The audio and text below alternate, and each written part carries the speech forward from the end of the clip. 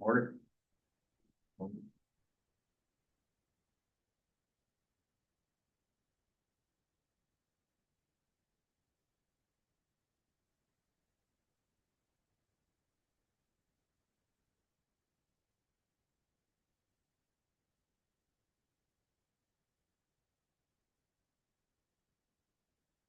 You don't have to go under this point.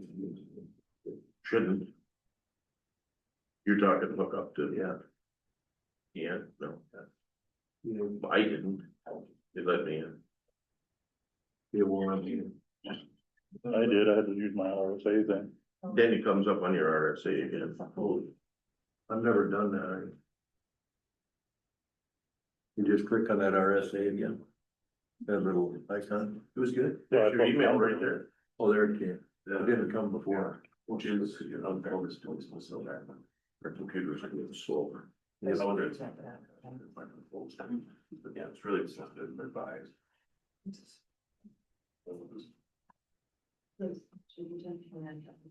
David died.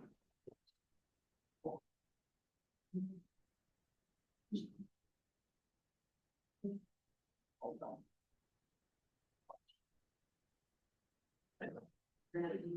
Get the sports league. But then people are doing them, just then. Because you know, Yeah. you know, planes were hurt, there's an issue that I didn't see. No, yeah, they just speak to machine. Yeah, I'm just trying to, Other than that. You have the death circle over there. I got her now. You're a circle of death over there.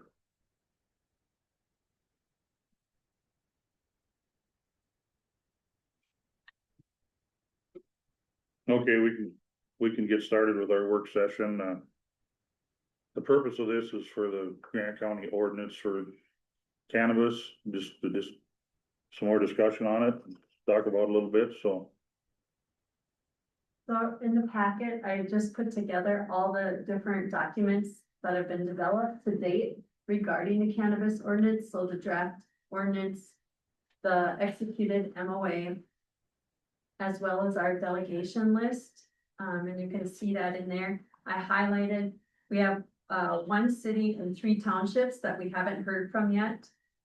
So they're indicated on there. And then the newest document is the process for the cannabis business retail registration. And that is a document that public health developed for the counties that they work with, and they're here today. And I just thought it would be important to kind of, as a full board, go over all the work that's been done to date.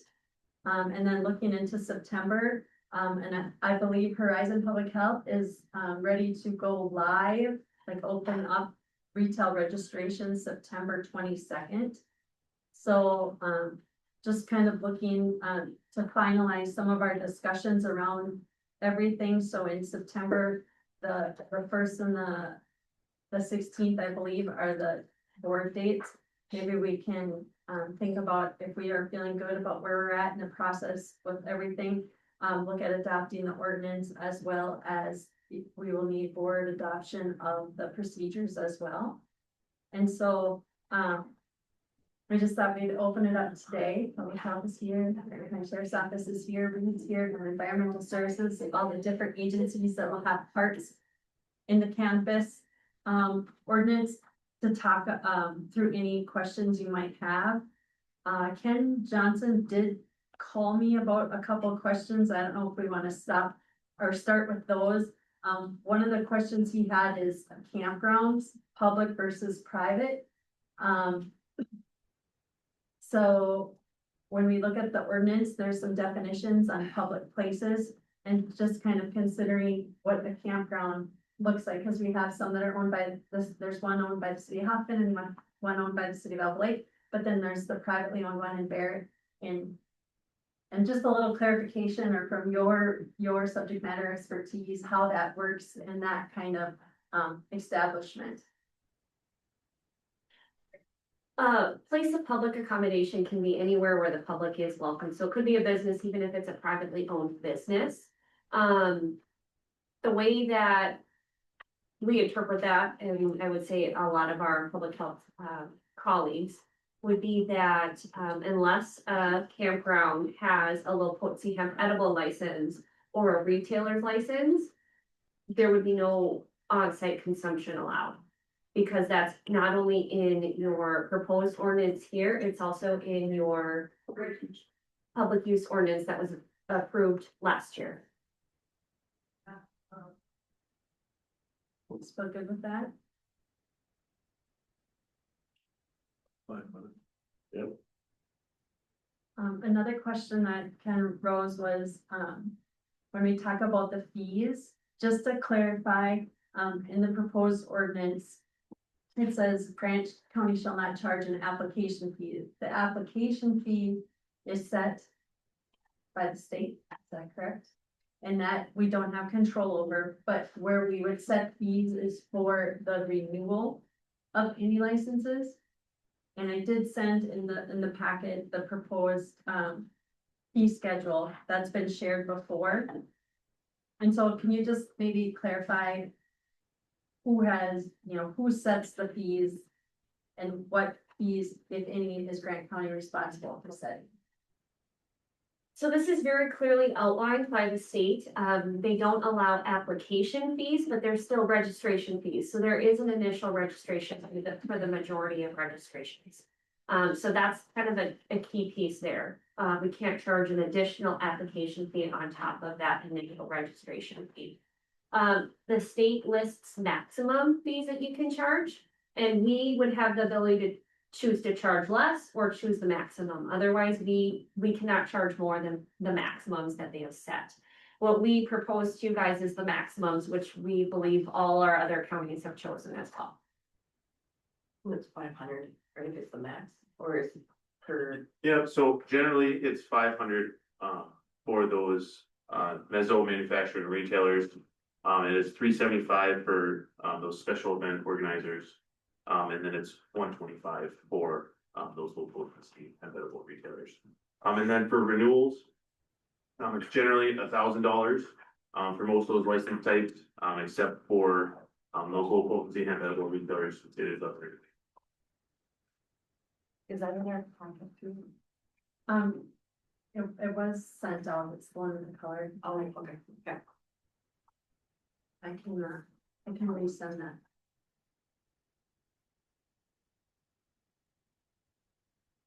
Okay, So I got a question, what is the liquor, or not the liquor, but the cigarette tax? Application fee per year, what do we charge? For them to do a license every year to sell cigarettes? Is that, Very low.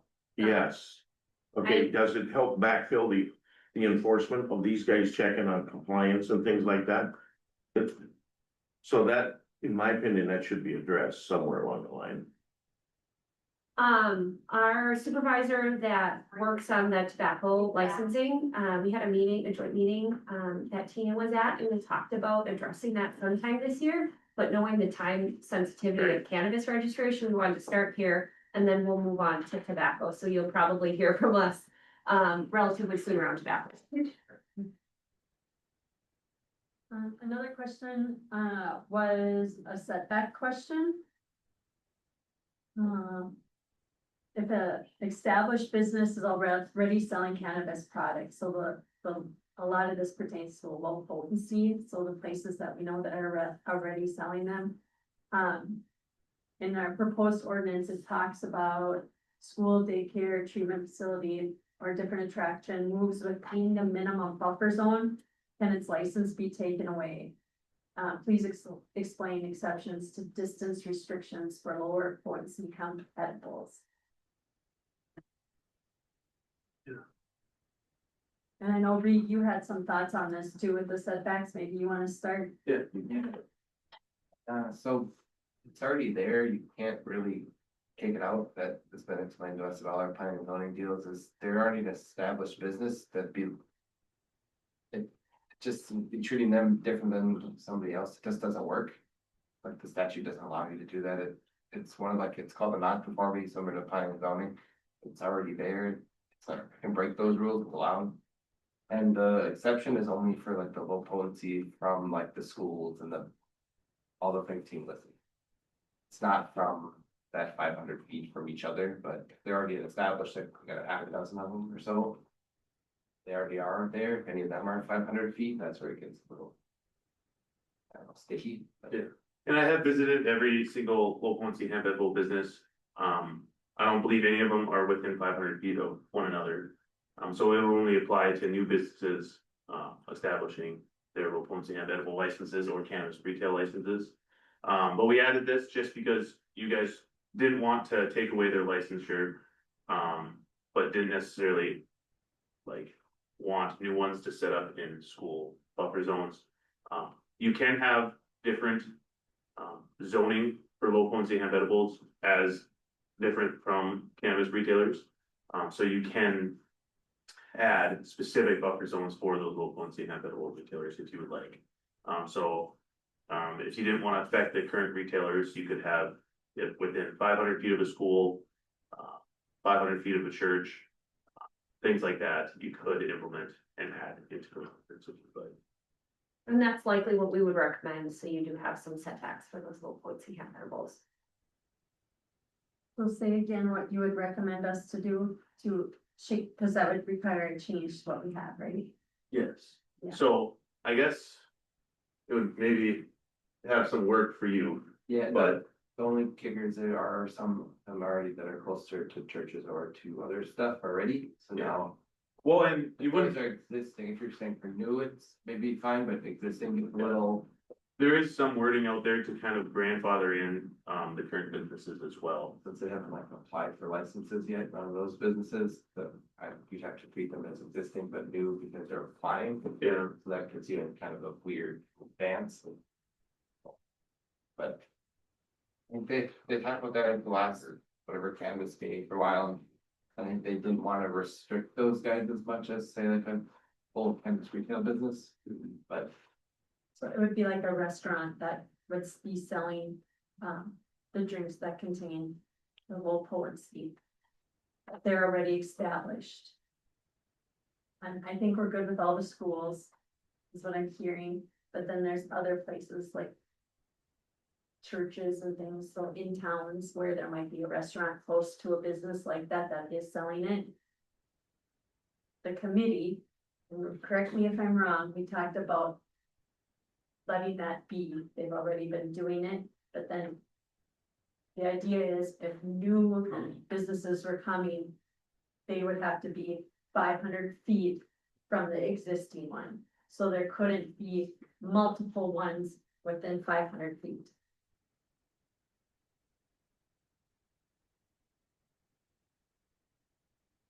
We've talked repeatedly about going to countywide zoning, and this is your first step, and every time we've talked about it, the first thing we talk about is that $150,000 for another employee. You're going to countywide zoning, this is the first step down that road. If you wanna have, I mean, cities can say we aren't gonna have less low potency within 500 feet of each other, but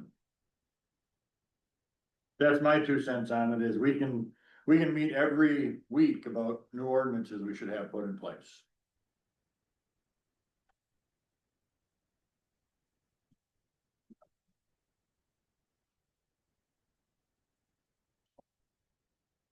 So did the federal government not legalize low potency THC in drinks and things like that?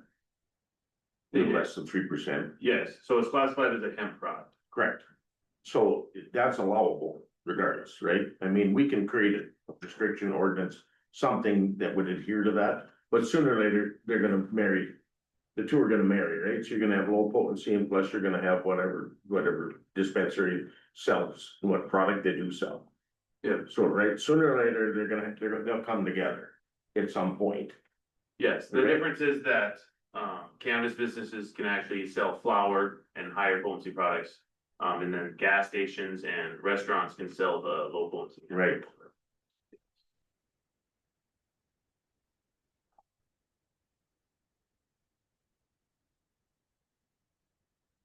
Hearing nothing Well, cause if you put a 500-foot restriction from one to the other, and you have a restaurant in the middle of one of our towns, you've pretty much eliminated the possibility of another restaurant opening and serving this I mean, that's just the reality of it is. So current towns aren't that big, and if we're limiting on what we can have for businesses in them, And that restriction is currently in your proposal. It's only on, they could still have a restaurant, they just couldn't sell THC, because now you're saying one restaurant can and one can't, so it gets into that.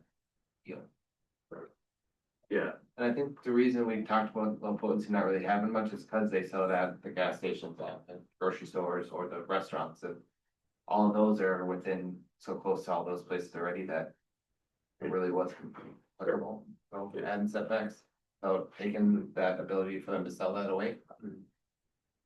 and you could edit it in the ordinance, just saying that the low potency hemp edible setbacks don't apply to the same cannabis ones, and then you wouldn't need that 500. If you would prefer That's that. it. cause I mean, in my opinion, you've eliminated any new business, whether it's a gas station, restaurant. If it's within 500 feet, then tell me where you can be in a town that's not 500 feet from an existing restaurant, gas station. We have a very small business district, so I hear you talking.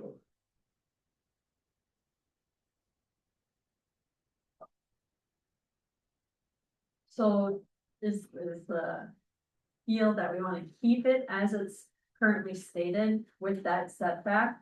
Or do we wanna remove that setback? I would say remove it, certainly from other low potency businesses. So for example, right now, the gas station up in the corner said they were selling it, Haley's couldn't sell it. Right. Because they're 450 feet, 418 it says.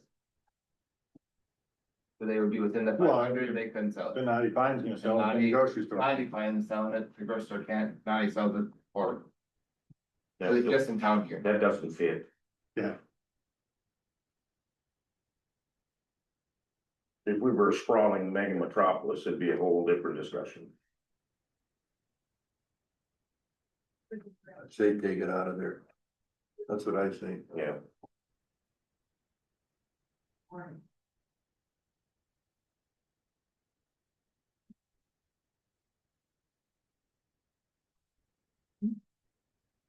And then the other question, Ken, I was going through the questions that you had proposed, was. Section 7 of the proposed ordinance says use in public places, kind of goes back to that same, first question about. Like privately owned campgrounds versus, we're not regulating use in this, are we? This is dispensing. Not with this one, but your public use ordinance is in public places. Is component to that, what that is this. The very last section. Did the state not come down with rules on public use?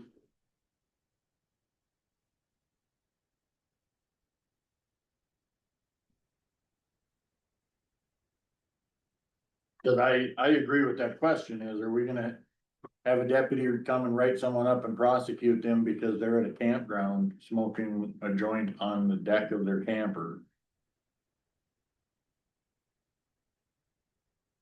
The state really emphasized just putting this in here, just in case there is a nuisance situation. The county and local governments do have a stick to shake. Right, cause they want us to be responsible, not them.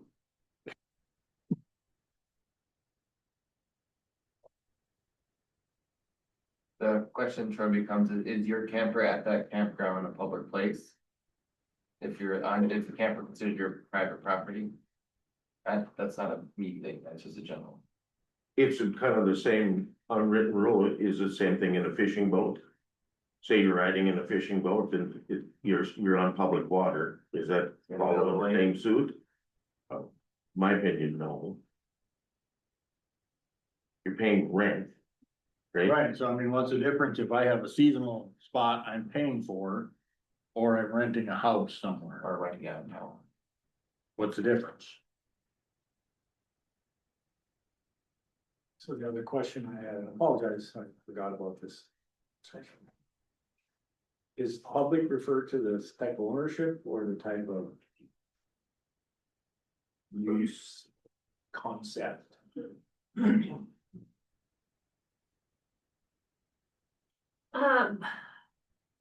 Place of public accommodation can be any place where public are welcome to. So it could be a privately owned business, it could be a parking lot, it could be anything like that. So it's really up to, you know, how your county wants to implement that and how strict you want to be. That's why I posed the question, reference public accommodation, does that include, because we, like I said, we had this discussion about campgrounds, right, Troy? So if you're gonna put in there public accommodation, and that's when I said, is it referred to ownership? Private versus Hoffman or Gibson and Moms. Fair campground versus Gibson and Moms. My assumption is it's in there just to allow you the ability to go force stuff, but not actually being enforced, actually being used. This is the same language that other counties are using. I understand that, but that doesn't matter. Got a question, public accommodation, Right. what's our interpretation? Well, I think that's up to you guys. That's what. So if you look at statute 144.413, it gives a definition of a public place.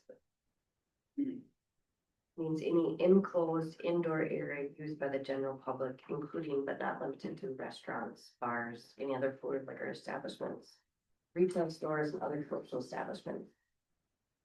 Blah, blah, blah. So then how would you interpret it? The public- Well, what I heard in there, the key is indoor. Enclosed. Indoor, enclosed, either way, I mean, that's not sitting on the deck of your camper. I mean, Where's Justin? Keep asking. So maybe I should ask if it's city, township, or county, or state owned. That's just that. Does that then become a restricted public accommodation campground? Compared to a private campground, public accommodation? Let's answer that.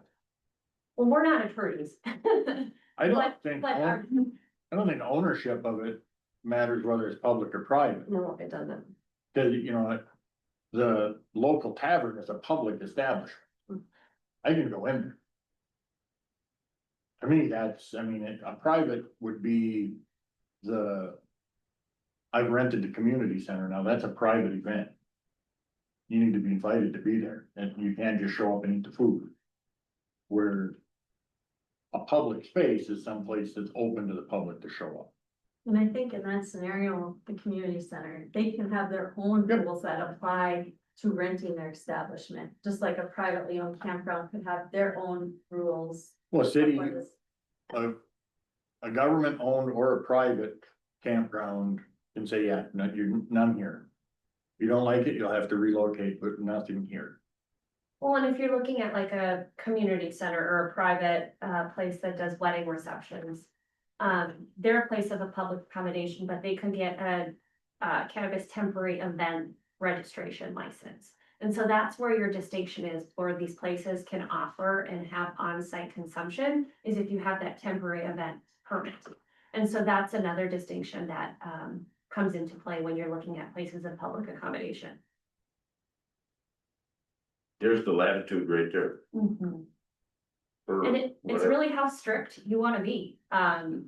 You could say places, Douglas County is saying places of public accommodation is any business that allows the public to come in.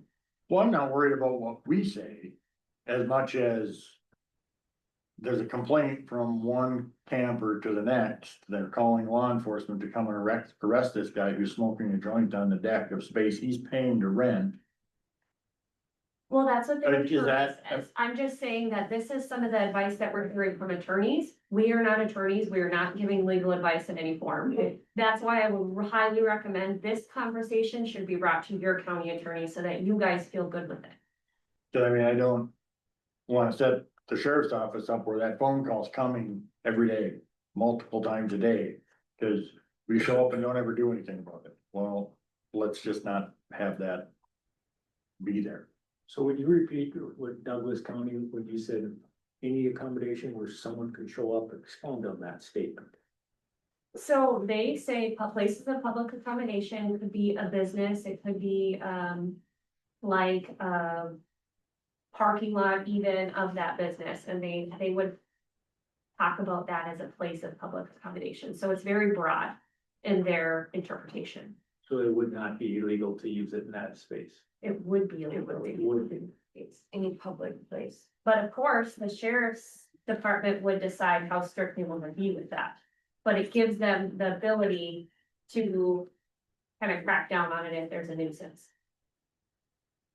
But how's it stop them from making a phone call in their car and lighting up a little bit and getting out of their car and going to the event and the car is still sitting in the parking lot? Where's the legality and where's the latitude in that whole scenario? Beat that to death until Yeah. the And that's- as far as scenarios go, so it's. Justin. Okay. The bottom line here is the sheriff's gonna get the call from some citizen who doesn't know what the rules are or anything like that, so he's gonna be dealing with that anyway.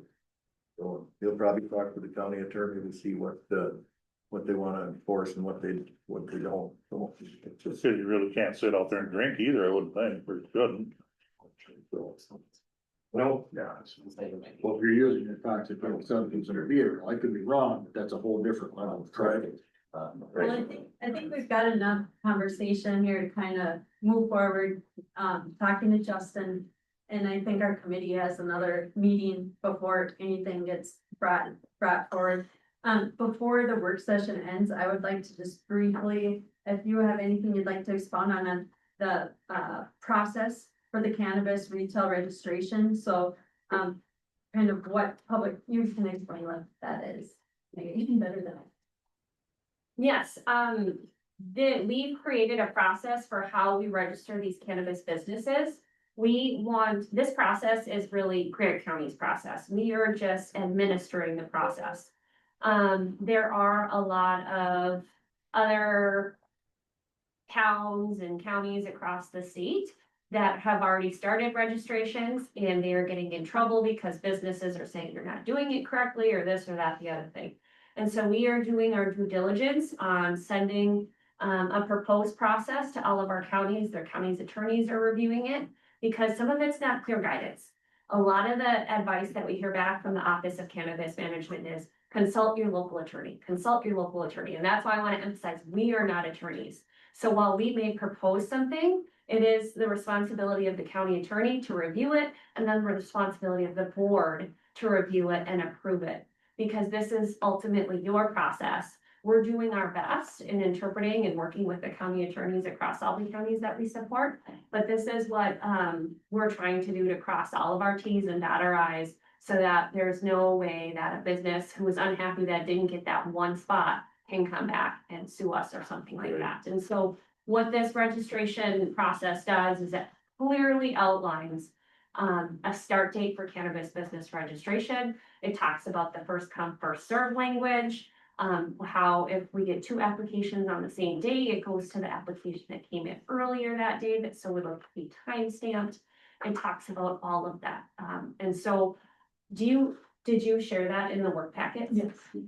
Is there any questions on the process that we have outlined? I hear that the county attorney did review it and he's approved it. And so that's kind of where we're at now, but we'd be happy to answer any questions that you have. And this document will come back for board approval. Again, there'll be a committee meeting where we talk about it more in detail. This was just to kind of provide an introductory to what it is and how it goes along with the process of specifically outlining, kind of the steps and who's doing what. So we have something to go back and reference. So again, It's not to decide today, it's just introductory. We'll have a committee meeting and like I said, Justin's already looked at it and thought it looks good.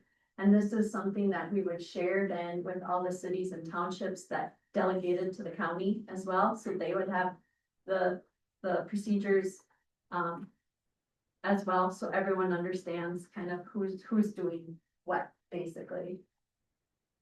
But the idea is September 22nd is the day that registration application will open.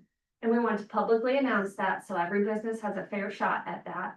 And it'll be also clarified, in all the 3 counties that we support, is that, you're not eligible to apply if you only have a pre-approval from the Office of Cannabis Management. You need to have full licensure before you can apply. And so that's something that we had all of our counties also agree with. It's gonna limit the paperwork that we have, the kind of double checks that we have to wait and hear back from OCM on full licensure. So that was another thing that we felt would save staff time and save county money, knowing that, local governments no longer get tax revenue for this process. So there'll be more to come on that, in the future. The ordinance and the procedures, have yet to come to the board, but just wanted to make sure that everyone was aware that September 22nd. Is a rollout day. I have a question, Angie, for that. Okay, so the 22nd is the rollout day, but these, to be fully, licensed by the state or whatever, is that paperwork, or can they be doing that now, or?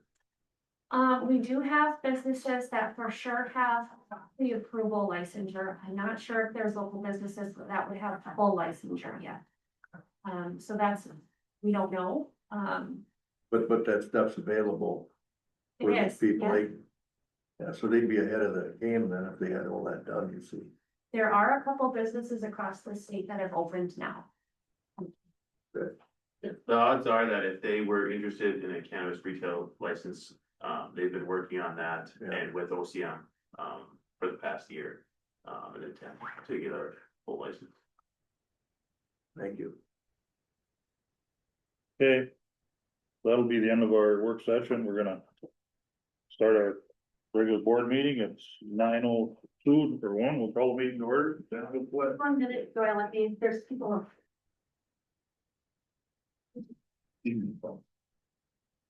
Pledge allegiance to the flag of the United States of America and to the republic for which it stands, one nation, under God, indivisible, with liberty and justice for all.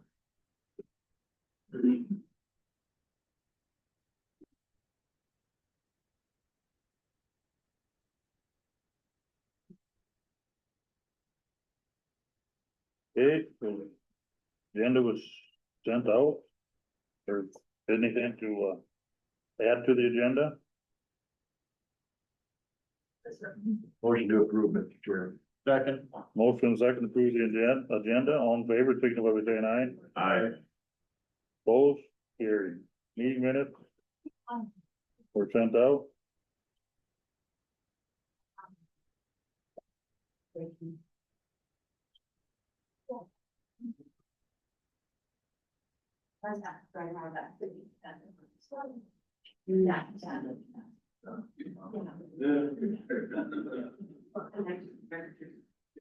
Oh, did you? Okay. So I'll tell her. Mr. Chair, motion to approve the August 12th meeting minutes. Okay. I have a motion, we get a second? Second. Any discussion? If not, all in favor, signify by saying aye. Aye. Opposed, carried. Warrants were sent out.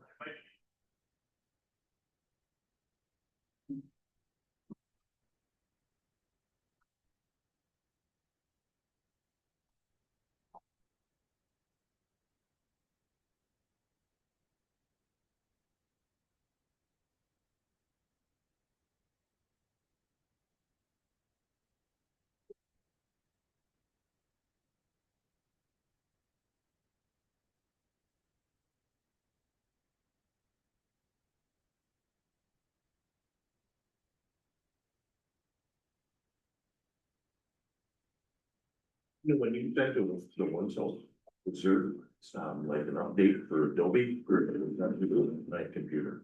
I had to update my Adobe. Must be just your, Okay, so that didn't, you didn't send anything on that they changed them?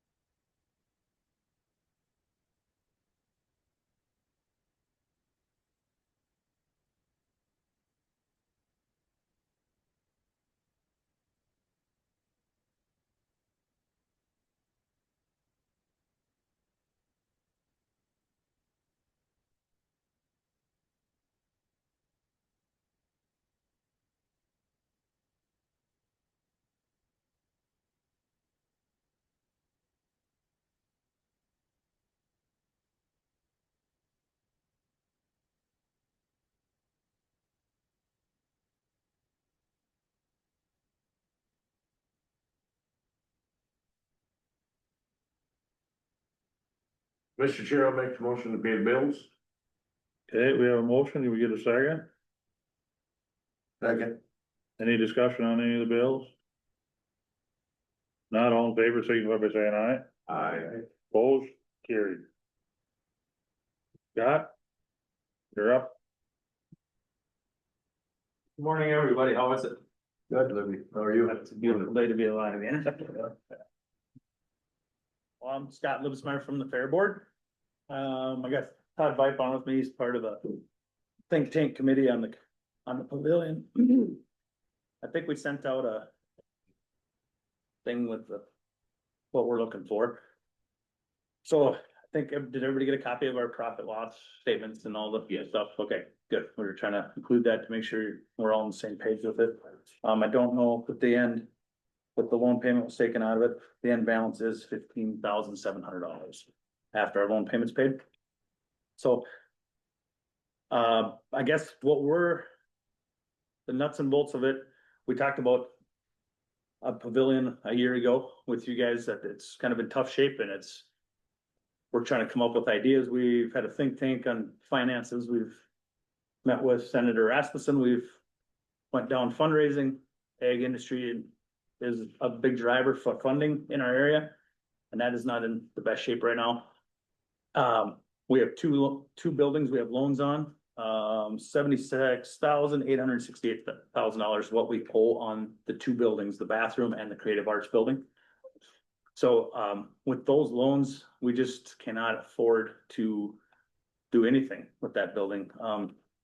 And to start repairing, I don't know how many of you have been down the last year or two to see that building, but where do you start and stop, right? The roof is starting to fall inside the building. The foundation that's sitting on beams, the beams are rotten. So you'd have to jack up, put new beams underneath. The floor is rotten from being wet. The electrical system would need to be upgraded. I mean, we could throw a ton of money at it.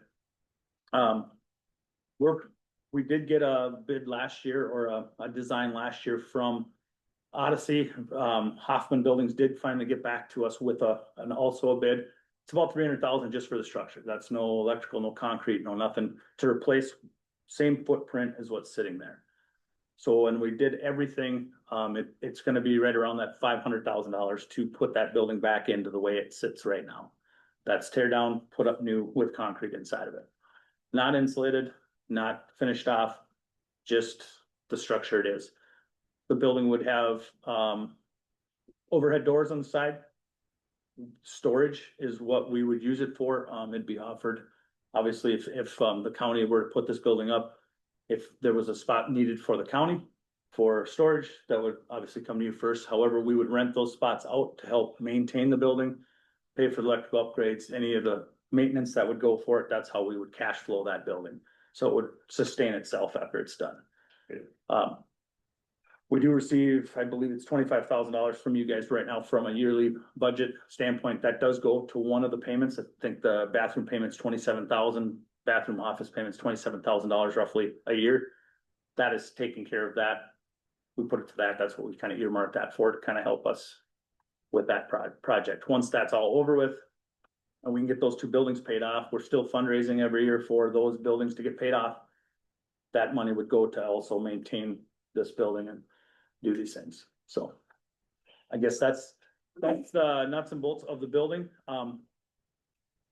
we would be going to the three places in Grant County to help us build this building. Get the bids from Hoffman, Elbow, and Ashby. Anybody that would be willing to build it, it'd be a post frame building, so it kind of eliminates a little bit of stuff, contractor wise, but we would try to keep everything in Grant County as possible. We always have, F2H is a huge supporter of the fair on the electrical side. But yeah, the other thing is the vendors that we have right now, the fire department uses the one portion of that building. The new one would have capability for the Grant County Lions to be in the other corner and the Legion to be around on the other side. So they'd be able to serve inside, outside on extreme heat days when people are inside or rain days. Right now, it's only one vendor who's serving both sides.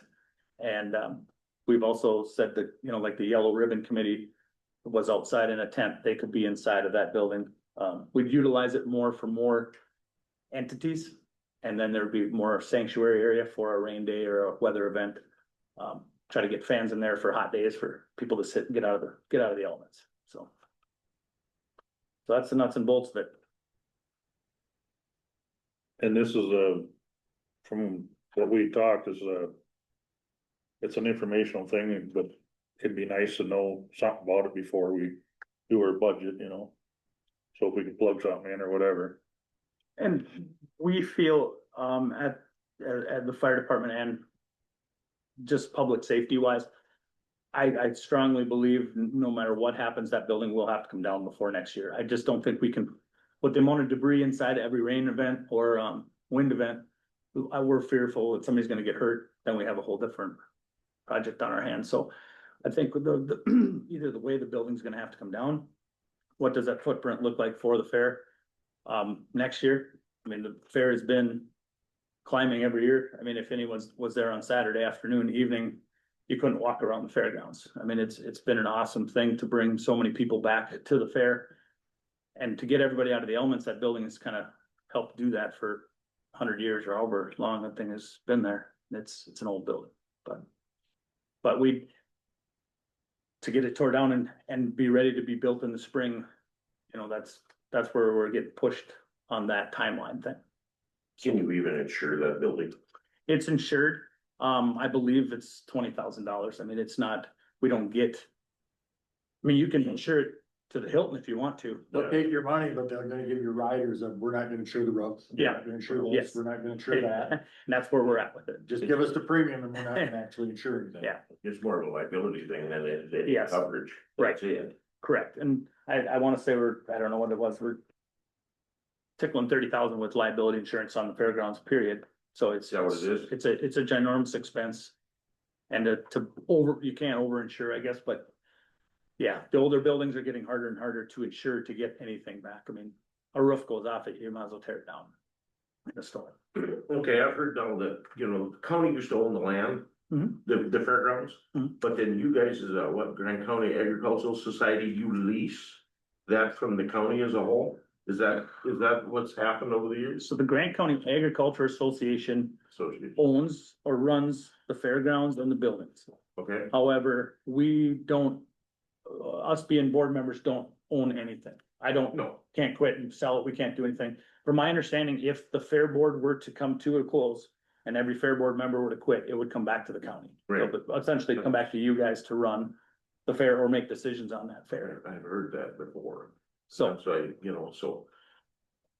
Well, we have a strong core of 6 people running the fair right now. I think we have 10 fair board members total that run it. We would love for anybody to come and get on the fair board. And more is better. Some young guys have joined now, one from Barrett and one from Hoffman. Been essential to the fair board. So Scott, just to make sure I heard, Bill kind of asked the question and your answer, does Grant County own the land? What was the answer? I believe the Grant County Agriculture Association leases. Okay, That's what I've heard. I'd have to look at it. I always thought that the Grant County Ag Association owned the property and buildings, but doesn't. We can't, I mean, it's non-sellable property, so essentially, yeah, if it- Cause when we get a tax statement, it comes to Grant County Ag Association. right, So the Ag Association owns it. must own it, yes, Okay. but we can't sell it. So, I mean, in the bylaws, it says that it would go back to the county. So that's what we understand. Okay. And Scott, there's actually two requests, right? Your annual request as well as your looking for information on the budget with the building. Right, sorry, yes, so we were looking for a possible increase in our budget as well, just for running things. For instance, we had to put a $20,000 electrical upgrade in. Breakers were blowing and we were out of compliance. So the midway section and where the food vendors are, we had the electrical company came in and put new board in, that was 20 grand. The expenses and insurance costs are going up so bad. We have Ag Bash to help run the fair. Without that, there wouldn't be a fair. It just, and that fundraiser is doing very well. But we are ag driven and right now it's getting harder. We noticed a decline in donations and help this year for the fair, just simply from the economy the way it is. And that's nobody's fault. It's just, we have to get creative and start asking for help or start sacrificing things from the fair. And we're trying to keep the fair the way it is right now. It's been successful and we're getting people there, so that's commendable for a small county. So Scott, you said that the building's gonna come down. What's the board's vision then from today to next year? Do you plan on getting the financing model in place and the plans and everything to have it ready for the 26th fair? Or would you go without that? At what point does it commence to take place? Right, so right now, if we didn't get a budget from you guys, we won't be able to get financing for a building. So if you guys were able to get us that budget or approved a budget for us to get that up, yes, we would hope to have that building up, have it down, site prepped, ready to go for spring so that they can come and get that building up by July 1st, July 15th, so we can have it for the 17th. Backup plan would be maybe a tent, rent a large tent to get people in the shade, maybe for a year to get through, if that's not possible. It's hard, I mean, we're gonna collect bids, we're getting all that started right now and get things done. But without having a budget, we don't even know where to begin, how big of a building, do we need to scale back? What that thing looks like, so I guess what our starting point was, we got a think tank group getting together, after this meeting, we're going to, for a couple people from around the county, just how do we make money? How can we fundraise? What can we do? How do we do this thing? We've talked to Senator Rasmussen and there's really nothing on that end right now that can help us. So right now, I guess, those are our two options. Just, I think it has to come down because of the safety issue, either way. You said 500,000 for a building, cement, electrical. What about removal of the existing? That would be a part of that portion. We have people that have said if we can get things going sooner than later, they would help with that, with in-kind donations maybe, or, volunteer labor or backhoes or, So without bids, your estimate is from today until July 15th, it would be roughly 500,000. Correct. Yeah. The way that we have it proposed. Now, if we're gonna throw in, insulate the building and do things like that, yes, it's all added expense. But as the footprint sits now, that's what we would request. And that would be the budget we would target and hit, whether it's fundraising or whatever we need to do to fix it. But then the rental of the building would cash flow that bill, pay for the electrical expenses and any expenses that we had. So if I'm reading this right, you're actually looking for 100,000 from Grant County, 50 for operations and 50 to finance the loan. We're looking for you guys to finance the building and then an increase in our yearly budget from 25 to 50 or negotiate that. I mean, I have no idea. We're putting numbers together. That would be 100,000. Sure, whatever that would look like. And I don't know how you guys budget that stuff. That's beyond my pay grades, but yes, That's what we're just looking, we cannot afford to go get a loan for that bill. It would have to be 100% from the county help to have that building. When you did the loans for the bathrooms, wasn't that like a USDA? USD helped us with the grant on the Creative Arts Building. Okay. So it kind of limits us on what we can do for help from them, because we just use them on this project. Yeah, I believe it's $27,000 we owe on that building yet. And a lot of that's come from funding or fundraising and donations from people. okay. That doesn't quit. I mean, we fundraise year round for everything. Yeah, you I mean, have to. so it's not something that if we get a budget increase, we're done fundraising or doing any of that, that there's never a stop to that. Just, there's always upgrades. The building's down where the cattle are. There's some electrical upgrades need to be done there. There's some roof issues, some door issues. I mean, there's an endless supply of. The cement and that sidewalk and stuff, most of that was donated a few years ago. Yeah, All that's that cleaning that up, that's night and day difference there, It made us handicap accessible very nice. to every building. So Very. that was a huge upgrade. So where's the water main, the closest water main in that area? Comes right into the building or right to the main entrance. The fire hydrant comes right in. There's a fire hydrant in that corner by that butterfly garden. So how big is that water main, like 6 inch? 6 inch. It is it? Okay, how about sewer? How close are you got gravity out of it? We have sewer hooked into that building now. Okay, Yep, there's water and sewer in there. It's a 1 inch line of water in there and then I believe it's a 4 inch sewer line coming yeah, out. but you're close to a manhole or something. Oh, absolutely. It comes to the same place. collection. Yep. From the city, that's where that heads. Yep, same place. Yep, sewer and water come right down that and deadhead right there and then it goes to the buildings. Okay, And we don't get no water or sewer bill, so. no, but if you do something different, you might have to do a sprinkler system. So you gotta have a big enough water supply system for that to take place. Right, and the one spot where the firemen are, there's a hood in there already, so that we would take all that stuff out. The plan is to remove all the stainless steel and stuff out now, just for fear of snow load, taking that building down over the winter.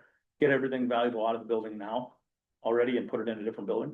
So that's happening either way, but And just for clarification, Carl said that the land is in the Grant County Agricultural Association's name. Okay. So I got a question for Tina. It doesn't appear that we have a committee assignment on this body for the fair. Now, I don't know that we need one, but at some point, this is pretty big ask. Is that strategic planning, is building committee, is it? I know the fair board, because they work hard at what you do. Kind of where are we at in relation to that? Well, I think we have two things in front of us. We have the annual request. And I think the building, it's my understanding, Scott, that the fair board is looking for some sort of budget or commitment from the county to move forward with the planning. And that can correlate to your suggestion of maybe a big project like this should have a temporary county committee.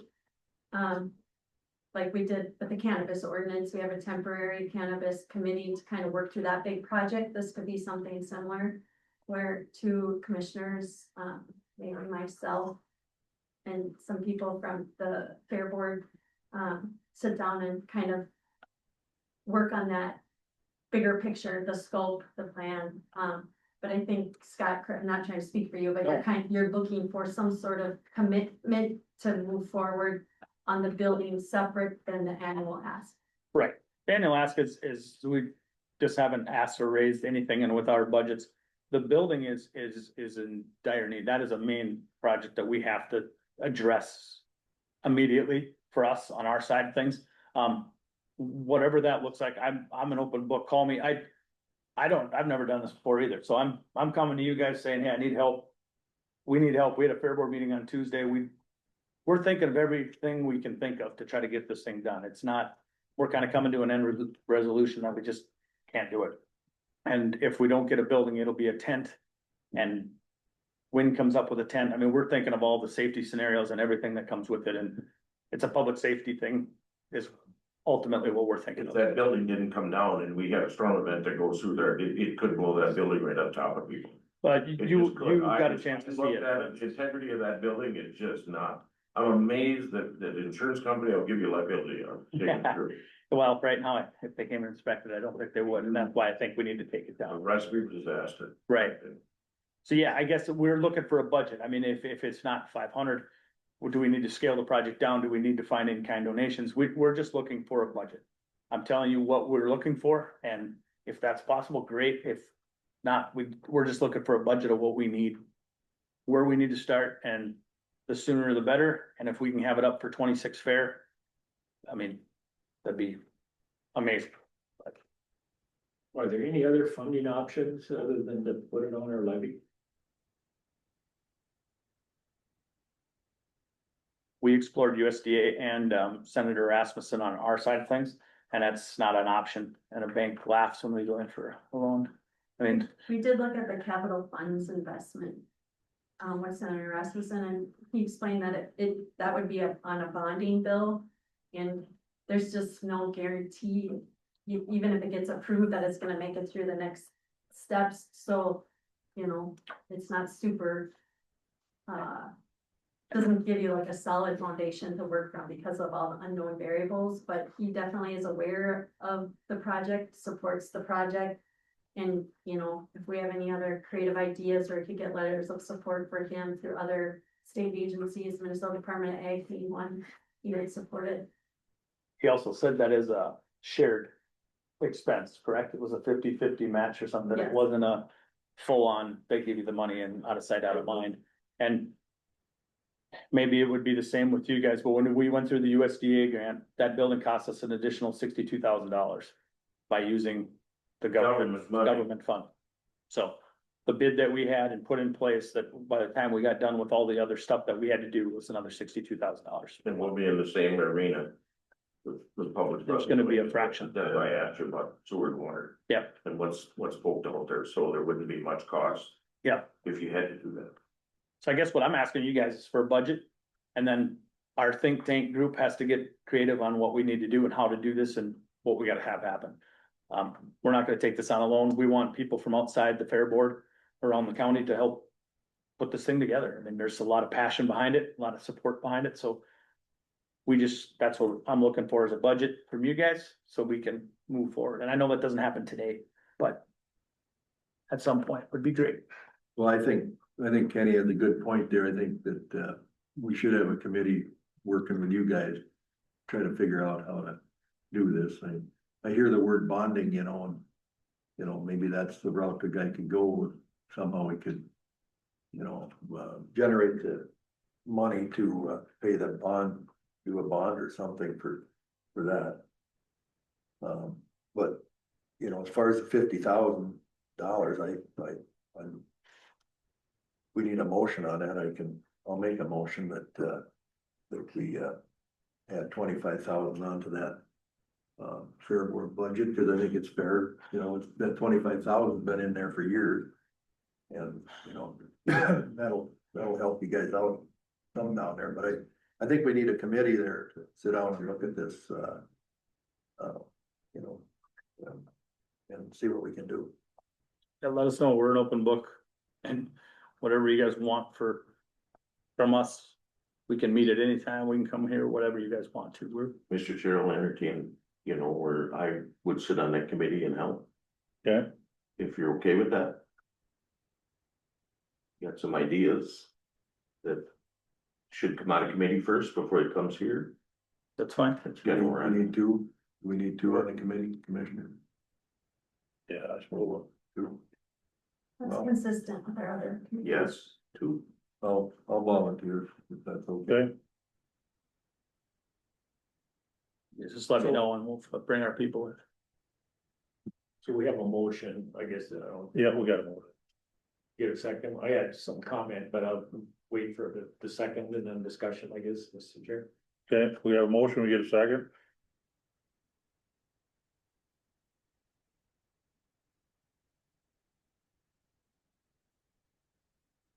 Well, I'll give it a second, but then I still want some more discussion, and I think we're a little premature. In our budget talks and things like that, to lock up any numbers, There's but- two requests remember, so this Dwight's. This is for the 25,000 Additional.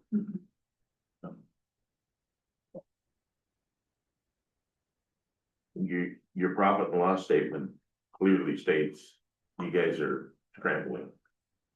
Without Egg Bash, we're in trouble, yeah. Yeah. Or we can make cuts, but it's gonna come out of the form of rodeos and entertainment stuff is where it will come. And we can't cut really anything else. Insurance, electrical, all that stuff is what it is. I guess my comment would be how this fits into our processes in our budgeting and to identify what's the deadline or what's the point that when we're looking at our committee structure and our process to budget to agree to the, I don't think our commitment is at stake or is in question. It's just the question is, do we want to increase it to 50,000 without going through what I would say our normal process? And for that reason, I wouldn't support it at this point, because I think we have a lot of good things happening in the budget process, and it feels like in this pretty case, we're headed. Right, I'm not in favor of adding the additional money, I'm not in favor of doing it now. This, historically, we get requests and then we add them in at the preliminary levy time is when we get them. We'll put them in a spreadsheet, figure out where we are, and so to me, it's just too early. It's a next month thing. I guess in my motion, that's what I meant, was that it goes into our preliminary. That we look at it that way, Yeah, we can put it into the, because, plug it in and we don't need to make a decision today. right, Right. That was my understanding is last year I came too late when I got here in September, but come to this meeting to get you guys on yeah. Yeah, which is good. thinking about what we're looking for, want and do. So maybe we don't even need a motion, then we can just agree to No. put it in there. We'll put it in there and then when we approve, if we don't like it, then we have to have action to take it out. Okay, I'll rescind my motion then. As long as we can put it in there and then look at it, so. Any Yeah, more? there's a whole bunch of stuff going on right now where things are being put in and taken out and then. Any more discussion? Otherwise we'll move on. Let me know what you guys, When you wanna meet? you tell me. Fairly soon. Soon as that, Yeah. just let me know what Yeah. works for both of you and I'll Like get Thursday, Thursday group together. Friday? Okay, recorder's office? Yeah. Stay in touch. Yeah. We need to get numbers. Yeah. And start talking. Hook it up with that. Your cell phone number to her, and then we'll put it together. She's got it. Okay, All right, thank you guys. morning. Good morning. I'm here this morning looking for approval to increase our Laredo subscription fees. Fiddler Technologies is increasing their licensing fee 15% starting January 1st of 2026. So to offset the cost, I'd like to increase our Laredo subscription fees and print fees for our users. Laredo is a subscription-based internet access program designed for real estate professionals who need regular access to Grant County land records. This includes banks, title companies, attorneys, surveyors, and we currently have 16 subscribers.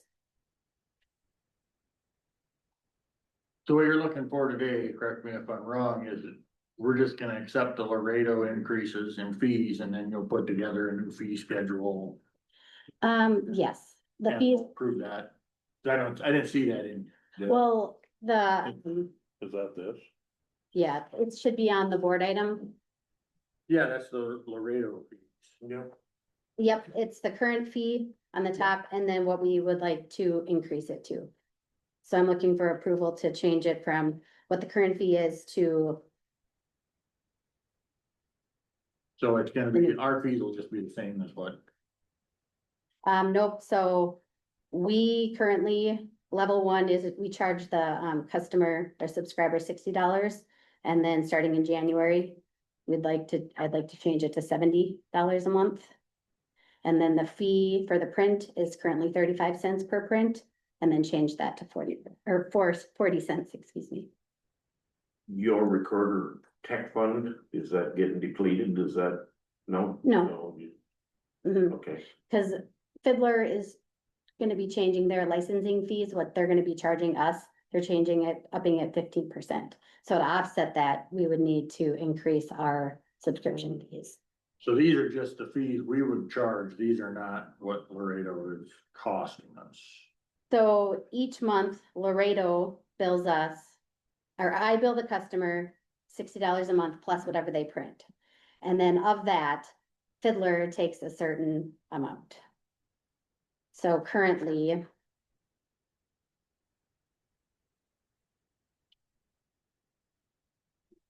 we charge the customer $60. Fiddler charges us $33 of that 60. We get the rest. So they're going up, so we're. Correct, that's their licensing fee is increasing. Level 2, we charge currently $110 a month. Fiddler gets $60 of that. We get the rest. I will make a motion to approve the fee increases effective January 1, is that one? Yep, 2026. second, You have a motion and a second, any more discussion? All in favor of the motion, signify by saying aye. aye, Opposed, carried. Thank you. So I will have a new Schedule D, to be signed. And then the other change is, we currently offer Monarch. It is a, streaming bulk imagery, and we currently have no, users of that, so I'm gonna remove that from the contract as well. Do we need a motion for that, or, Just giving. okay, anything else? No, that is it. Okay, thank you, All right, thank you. Matt.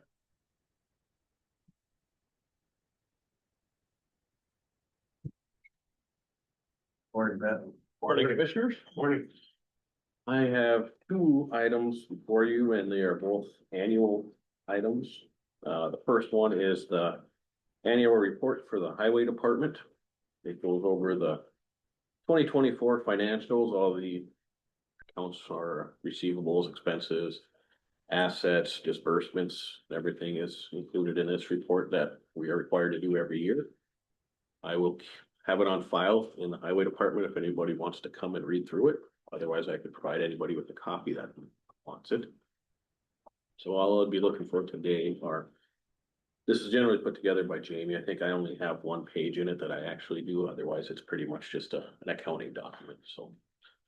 All I'd be looking for is a motion to receive the annual report. I'll make that motion, Mr. Chair, as a member of the Highway Committee. Okay, we have a motion, can we get a second? Second. Any more discussion? Matt, are you comfortable with the data in the process now? So that report's accurate Yeah. in the best of your. Yep, I read through the whole thing. I can't say I checked every single number, but I went through it. Do. Any more discussion? All in favor of the motion, signify by saying aye. Aye. Opposed? Carried. The next item I have is an updated bridge replacement priority list. This is a list of the bridges that we plan to replace over the next 5 years that are deemed somewhat structurally deficient or on their way there. This resolution is a requirement to qualify for a local bridge replacement program, also known as bridge bonding. From the last list we did, which was a year and a half ago, like we either have or are completing 3 of those bridges off this list, so there were some added to this new list. So we'd be looking for approval of the bridge replacement priority list.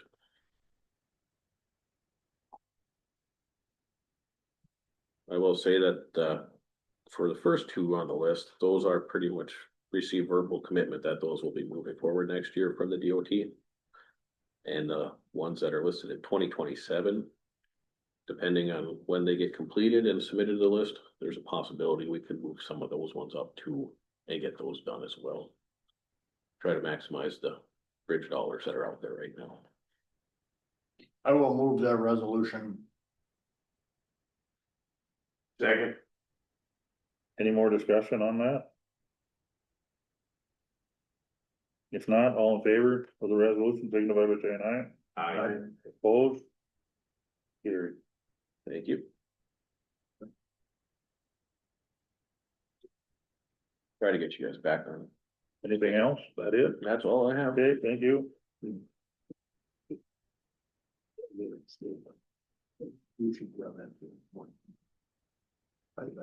We'll get 50,000. Yeah. We can do it towards, we'll do it at the end. Okay. Chad, is Chad?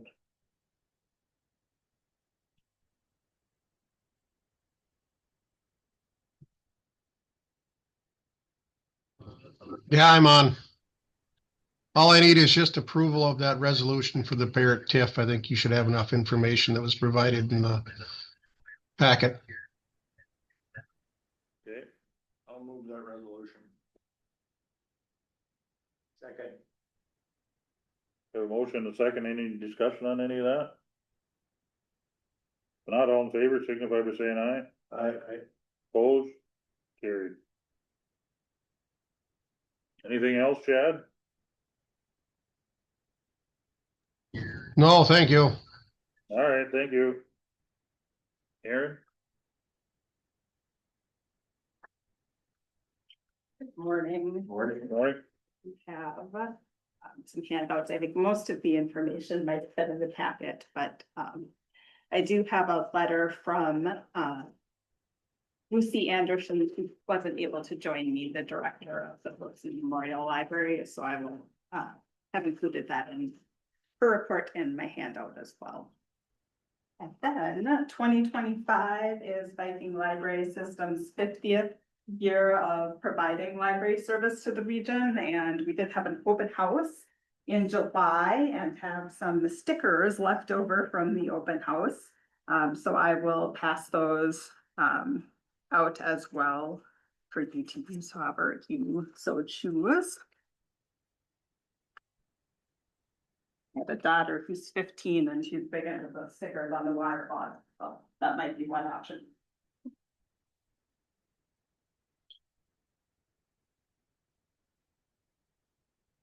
Thank you for having me here today. My name is Erin Smith. I'm the director of the Viking Library System. We're headquartered out of Fergus Falls, and I'm here today to present our 2025 appropriation request and also our 2026 appropriation request and also the annual report for 2024. And just to thank you for your service to our communities. The Viking Library System has 6 member counties: Grant, Douglas, Ottertail, Stevens, and Traverse, and we serve 11 member libraries within those counties. And as I mentioned, in 2025, we're celebrating our 50th year of supporting equal access to library services for all residents in our service area. Grant County was one of the original signatories to our charter back in 1975. A little bit about how we serve. We are a federated regional public library system, one of 12 such systems in the state. And our mission is to connect, promote, and strengthen public library service in the region that we serve. We accomplish our mission by providing essential services to member libraries that are governed and administered locally, and also by providing direct services to rural residents and specific communities such as adult daycare homes and childcare within our region, also schools. And we serve those audiences through our bookmobile and outreach services. A few highlights from 2024. The bookmobile provides 12 regular stops in Grant County every other week. And in 2024, the bookmobile circulated 10,235 items at those stops, which is nearly 2,000 more items than in 2023. Delivery, we also provide every other day delivery of materials to the Thorson Memorial Library, and we rotated 15,737 items through Thorson Memorial in 2024.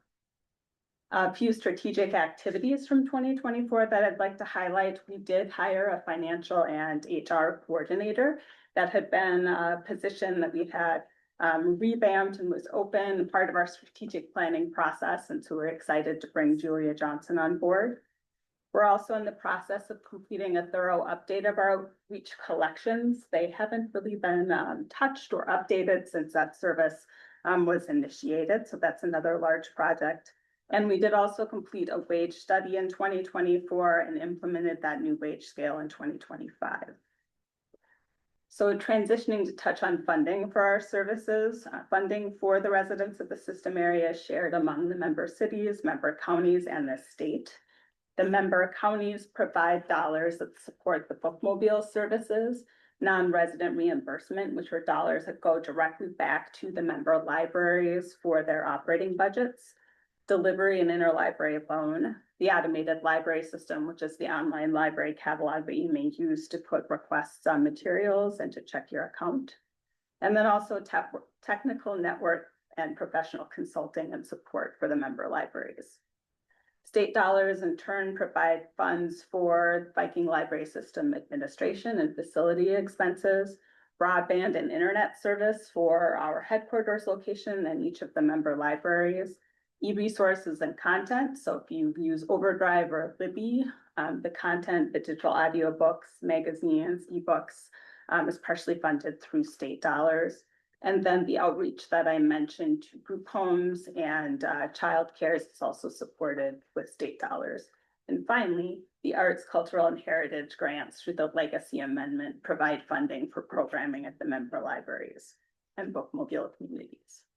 The cities in turn provide the dollars to support the member libraries, and so that includes their collections, their staff, the buildings. So without those city commitments, the services we provide wouldn't be meaningful. So a big thank you to the cities for supporting their public libraries and their communities as well. I'll transition to our appropriation request for 2026 and then happy to answer any questions. Our budget request for Grant County, the governing board approved submitting a 1% budget increase to Grant County for 2026. That request is $78,653, a $779 increase over the 2025 appropriation request. I'll stop there. And as I mentioned, Lucy also has a letter in her packet or in the packet outlining some of the successes from the past year with the Thorson Memorial Library, and also sharing information on how the county funding helps extend the bookmobile and supply purchases that they make to operate the library as well.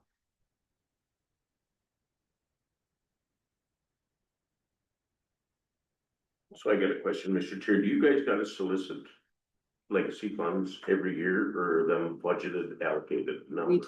We do make a request every year. You do, so you actually gotta get into the the game and the eligibility and moving up the list, or however that all works. Yes. So, but traditionally you get that debit almost 100,000, right? Yes, traditionally. 266, you're right in that range. Correct. It is allocated to all the regional public library systems based on a formula. Okay. So we do make the request with all of our other systems. That's I think it's 40% of the revenue is collected off of scratch offs or something like that. I haven't delved into that. So- We have a legacy coordinator who knows everything about legacy. Well, they call it Lassard Savings, right? Right, you've heard probably different terms, Sure, but they call it the legacy fund. Yes, correct. And it got voted in last year, right? Correct. Everybody voted it in, so And everybody voted in, so of course. down there, up here, maybe not so much. Okay, that's all I got. Okay, so we'll need a motion for the, Well, I would get a consensus to add that in and approve it in September like we. okay. Anything else? I'm fine with putting it in there. Bill? You know, absolutely. It serves a lot of people. Thank you. It was exciting to see that increased circulation over last year with the bookmobiles. We added a couple of childcares that I think drove some of that circulation. So, thank you for your time. Thank you. Brent?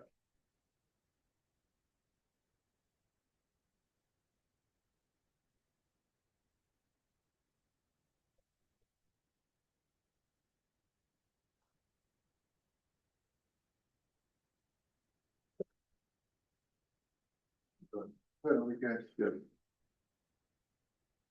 Walk out on water these days. Feels like this one is. But we didn't notice, we were on the 1% increase path.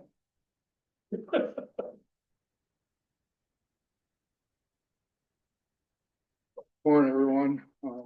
Brent LeBranson from the Grant County Soil and Water Office, the district manager. Here to just, couple things, I guess. One, just give you kind of an update of what we're doing, programs and such. And then also for, requests for our annual allocation, I guess. So the handout I handed out there is just a very quick summary of a bunch of the programs we're working on. And the stuff that we help out the county with, including the WACA, planning and zoning, water plan, environmental assessments, lakeshore zoning, use permits, Boise Sioux permit reviews, tax forfeit lands, state buffer law, and E-Link reporting for the county.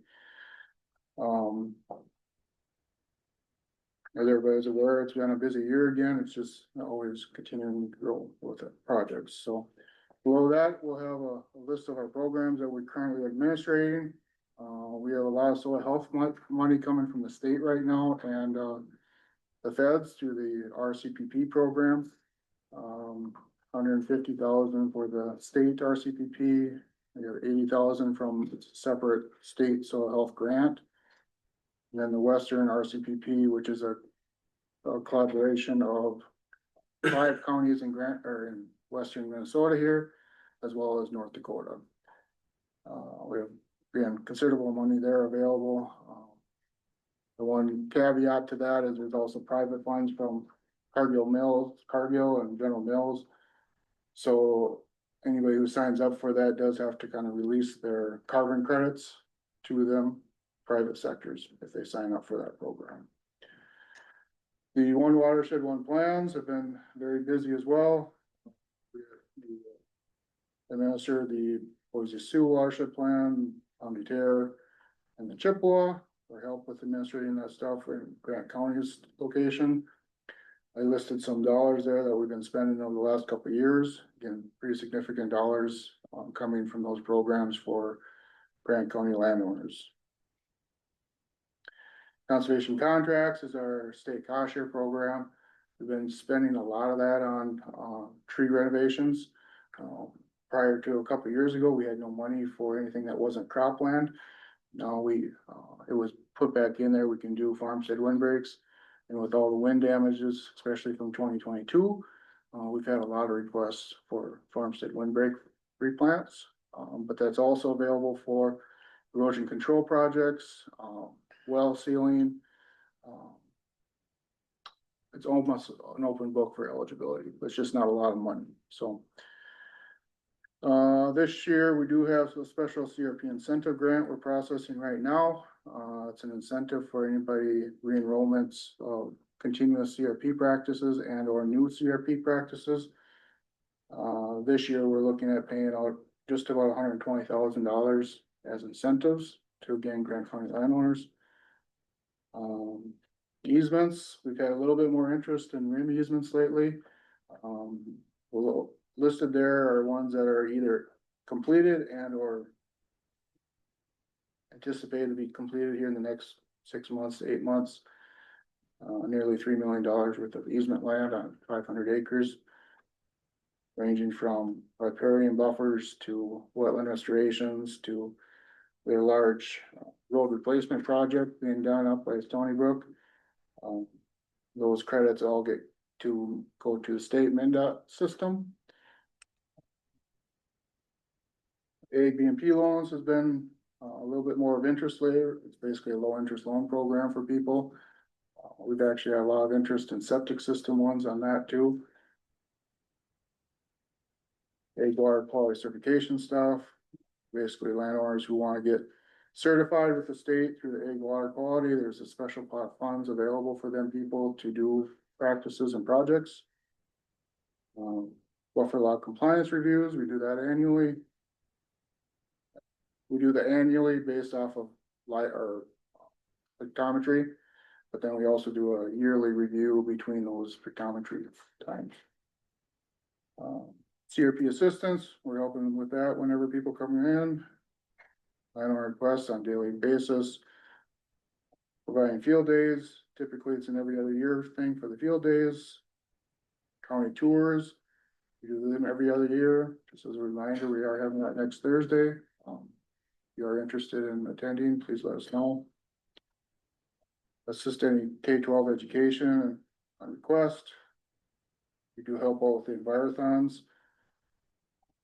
Yearly program updates as a yearly meeting with crop consultants and egg lenders. Rate gauge monitoring and DNR well monitoring. Probably some things I'm missing, but. Again, this is kind of my first time here in this position with you guys, so I wasn't sure exactly how much stuff you want or not need. You're all welcome definitely to stop down or review more stuff in detail, or I can definitely bring things to the board more in detail if you want. But it's just a quick summary of what's been going on pretty much in the last year. So on the back of that is kind of our overall budget.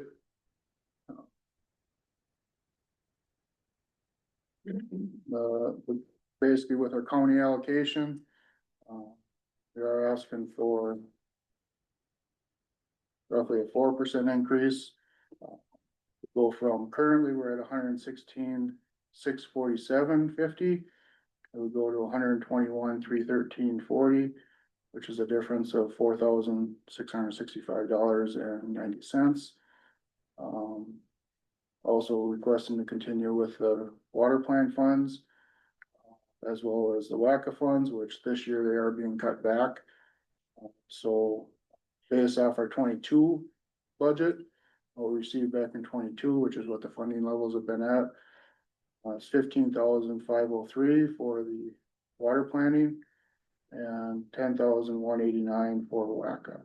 So a total of $147,540.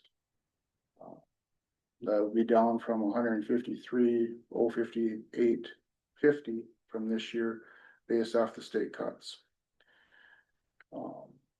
The other thing that we are being cut back on state funding is on our state aid. We are being reduced by 20% on that. So we're getting a $31,216.62 cut in state aid.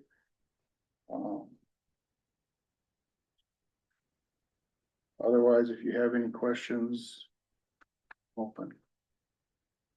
So you're budgeting just short of $70,000 negative, is you have adequate reserves to go into? We do have some, yes, we have reserves. Again, with all the programs and stuff, we were able to build that up a little bit. We hate going negative every year. This year we were also, I think, negative 75, I think is what we were this year. But that was with some projection of getting a new vehicle and some server upgrades and stuff like that, that we had to update. So we'll, like I say, we'll be okay yet for now. I mean, if we continue this path, of course, will be a different story, but as of right now, we'll be okay yet.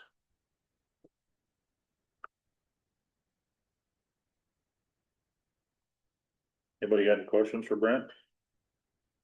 So the sustainability of the one watershed, one plan and that Board of Sewer District out there, you know, those dollars that are collected, watershed dollars that used to go out to that board and then they went up to the red board. Are we clawing enough back to be able to sustain what programs we're trying to do here? So under the one watershed, one plan, the Boise Sioux Mustinka, it's about 1.6 million, I think it is. I don't have that number in front of me. But then that gets divvied out between 5 other counties. Right. As well as the watershed itself. Yeah. Watershed takes about half of it roughly for their big projects. Okay. And then the rest of us get kind of we all put a budget in every time we get the allocation, but from the state, what we're kind of gathering, nothing's finalized yet. I believe they're meeting today and they meet again next Thursday, but for clean water funding for this stuff, it sounds like it's gonna be everything that you currently have in place is going to probably be similar to what that is. Okay. It's going up to 88 million statewide. Yeah. But there's also been more plans added. So, the Boise Sioux, I believe, is 1.6. The Palm Terre is 1.1 or 1.2. And then the Chippewa is 2.1. So, which were a very small portion of the Chippewa. Right. Basically with those, every time we get those allocations, everybody comes to the table with a request. And then, with projects and or time needed, so. Well, it's a timing thing to deliver the projects too. Once in a while, it's too wet, it don't work, and you Yeah. know what I mean, and then you shift. Yep. And if somebody. And we've been, yeah, we've been pretty lucky. I mean, we get a 3-year span to spend the money, and then from there, they can give us extensions, usually one extension. Right. Especially if it's project money dedicated to a specific project. Those requests are pretty, they usually honor those requests, so. We do have a lot of sub basin projects we've been doing to them, a lot of shoreline projects up on Pelican Lake, one down in the Musinka watershed now. We are doing a lake assessment on Columbia Terre Lake currently. We did the assessment this spring, but I'm still finalizing the report before the end of the year, hopefully. And so that kind of prioritizes our clean water funds to shoreline projects for high, medium, and lows. Pelican's still on our high list, but we are gonna be moving to Palm Terre as a high here in the real near future, once the plan is done. No, there are good possibilities for deliverables on those projects. Yes, yeah, and we've had a lot of interest. It's one of those things where you, it's kind of like you open a can and everything, you know, kind of slow coming, but then once everybody starts seeing it, start getting a lot of requests. And we still have a pretty big backlog just due to engineering backlog, staff turnover in our office, engineering. We have 2 engineers that help us with the TSA, but they also work with five counties, so they're very busy as well, so.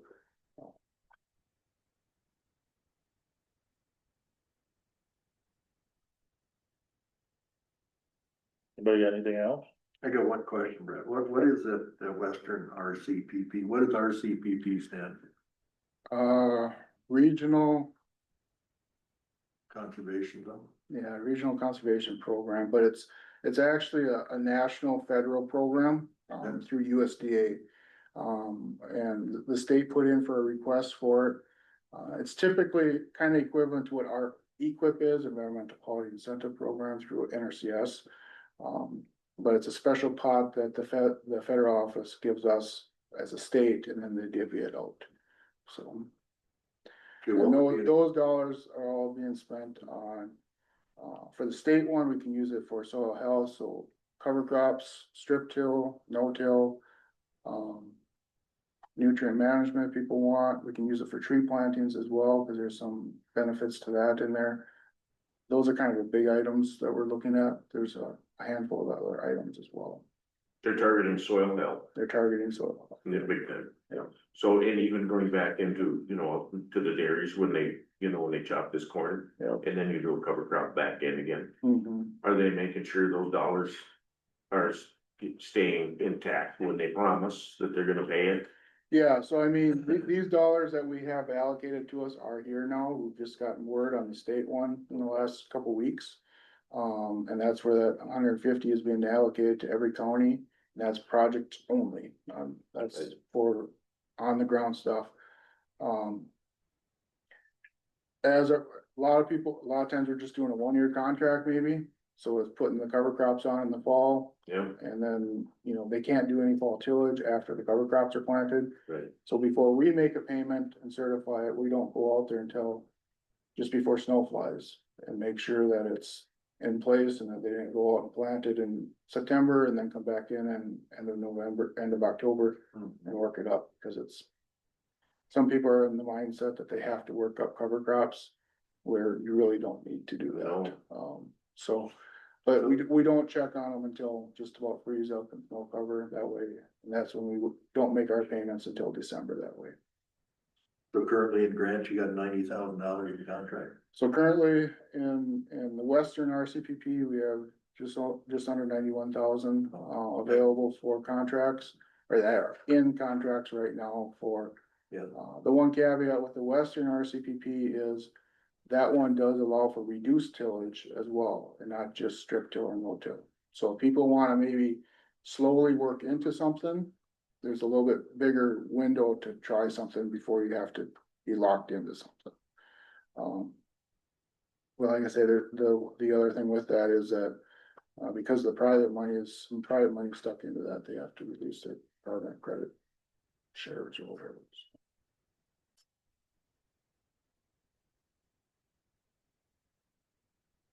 Do we got anything else? Dave, thank you. Thanks for that.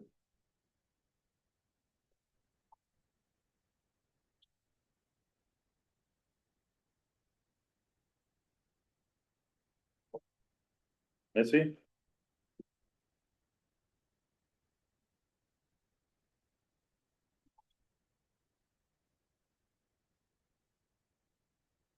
Well, good morning. Morning.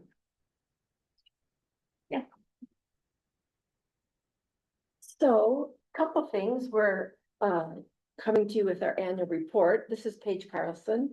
Paige headed up the Group Cares Group Cares Camp Project, as well as some senior programming in our service area. So this is our 60th year, so our 60th annual report, presenting to you all. And you know, we're also up against some reduced funding for sure. We lost funding in some of our senior programming. We had a Live Well at Home grant from the state of Minnesota that we did not get renewed. And so some of the things that we do with that is like volunteer driver reimbursement.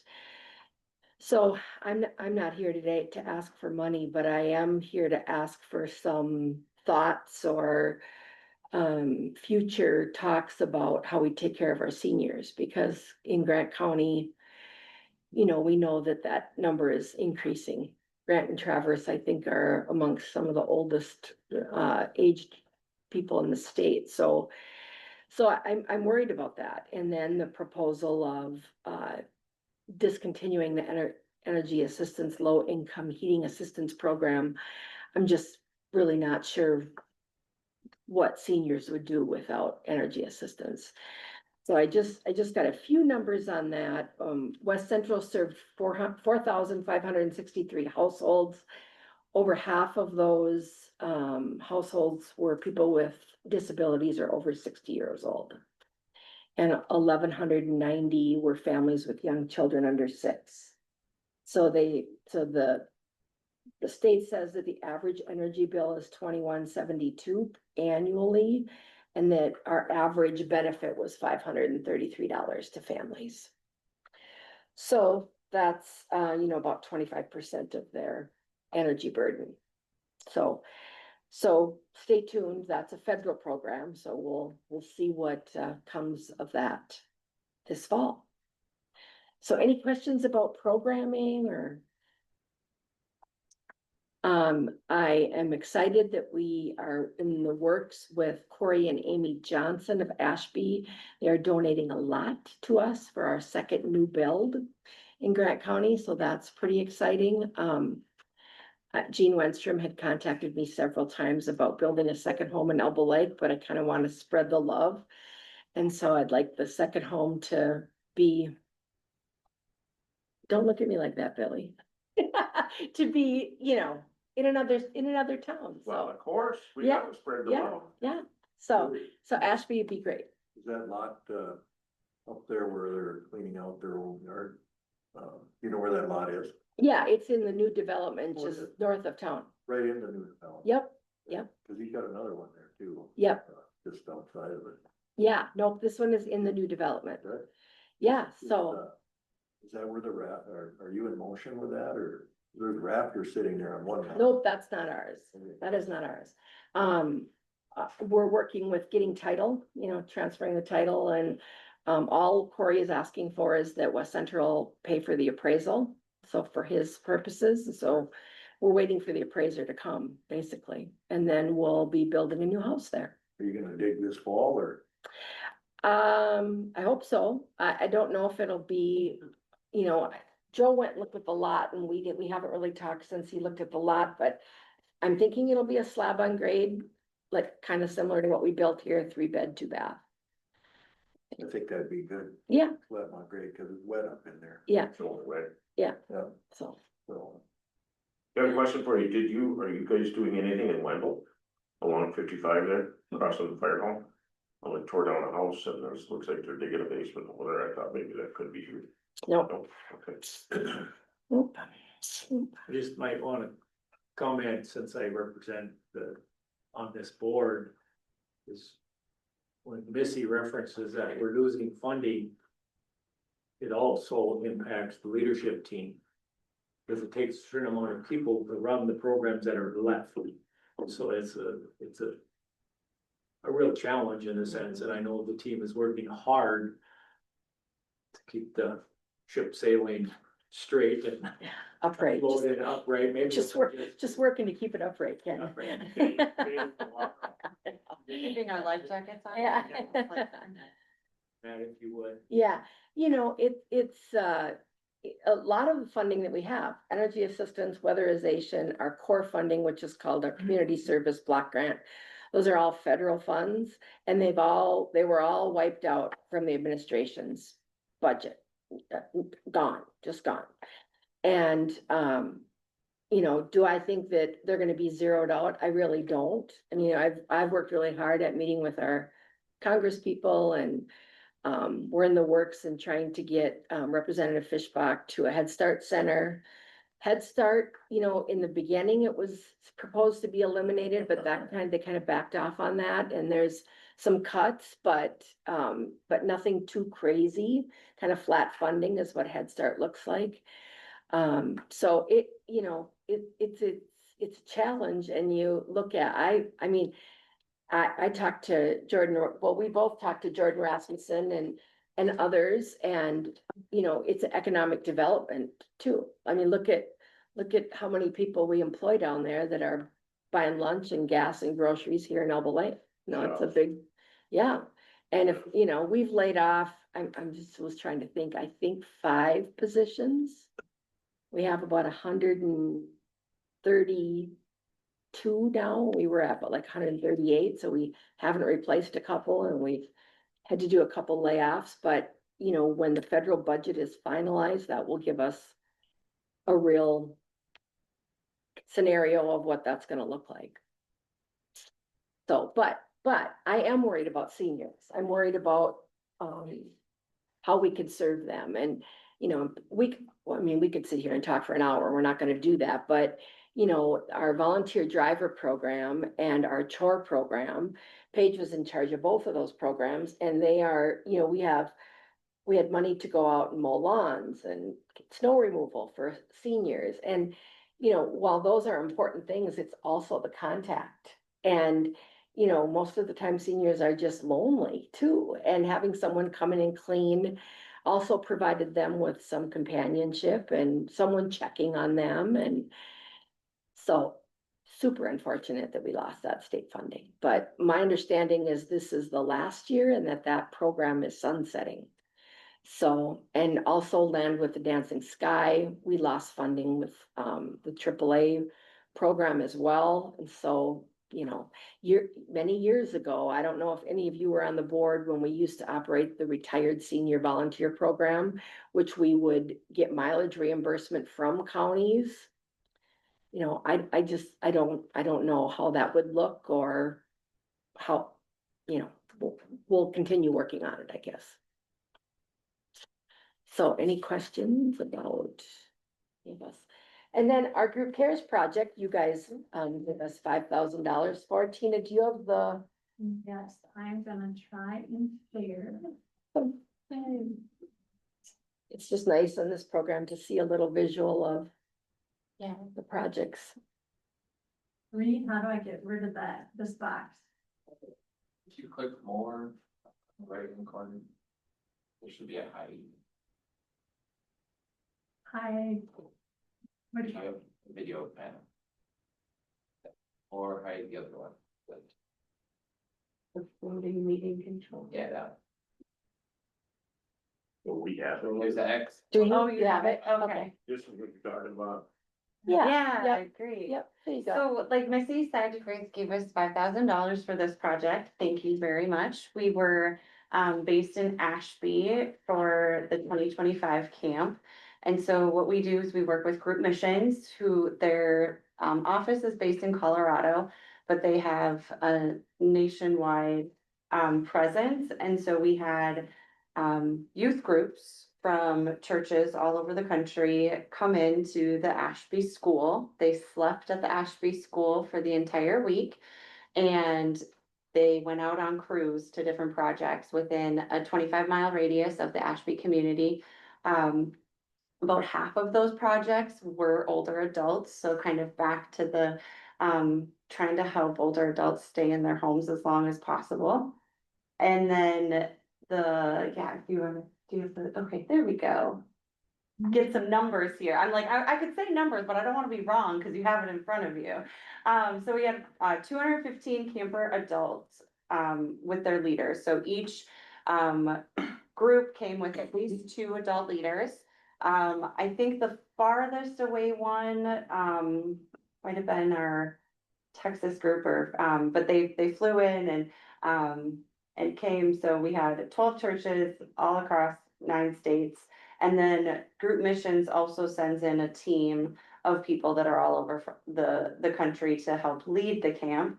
So the 37 total crews and 32 sites. And one thing that was really great and a lot to do with the help from donations like you guys gave us was that West Central, when the crews came in, they assessed the the kids' ability to, carpentry skills. Some kids, maybe it was just the painting was about their skill level. Others, they've been helping mom and dad, so they had more carpentry experience. And so they take that into consideration, and then they have to kind of cut some sites the very first week of camp just because they don't have the skill set to get it done. But West Central made it a mission that we weren't going to cut any sites. So those 32 sites, there was a potential for some of them to not get done, but staff at West Central, Joe and the crew helped make sure that everybody that put in a request that was a doable request got done. And then we had all sorts of different projects from the decks, interior, exterior painting. So when you think of like your older high school age kids to younger college age kids, projects that they would be able to complete around the house and get many Many of of their adult leaders had construction experience. Yes, yep, all the adult leaders had like the construction experience to make sure that it was done safely, done correctly. Because that, of course, we don't want projects to be done poorly. So that was, and then we had Group Mission sends in inspectors. So part of their those volunteers, they went out to each site to make sure that all the permits were in place, that the inspection of the project was done before, during, and after. So definitely a huge thank you to the Ashby School because they are the ones that took on all of these kids into the school. And these pictures, I mean, they kind of tell the whole story of things that were done. We purchased all materials at local lumberyard. Yeah, all 32 sites, the homeowners did not have to purchase one thing for their home, and Ashby Lumber helped get all of the supplies and things purchased. We kept everything local, like Missy said. And there's one home. Yeah. Just let me know if you need. No, yeah, go ahead. I was just waiting. There's one home where they didn't have any working exterior doors. And so the exterior doors either didn't shut completely, and so water was coming in, and I mean, you just think of that sense of security. And so those individuals were actually at risk of being removed from their home because they really did not have a safe home, and Group Cares was able to put in all new doors for them so that they could have a safe and secure home, and did a lot of work to prevent water from getting into the house. And then this is the crew, the staff. It was early mornings, late nights, feeding the kids. each night, the kids ended with a program. And then at the end of the week, the homeowners came in for an overview and it was emotional. Many of the homeowners were very emotional during that time, getting to talk to the kids and just that, you know, I feel that we hear a lot of like the next generation coming up and work ethic and what's the future gonna look like, but I'm telling you, if it looks like this group coming in from all over, like we'll be in good hands, because they were hardworking and kind and compassionate young adults. Their hearts are in the right place, they're giving back. Yeah. Yeah. So it was great. So 2027, these group care camps, it takes a lot of planning and organizing. So we will be looking at 2027 for the next community. Any questions about anything we're up to down there? All I can say is it made a big impact up around Ashby there. Okay. So, That's a good thing. You're older, did they come to your house? yeah. Nobody 27 there.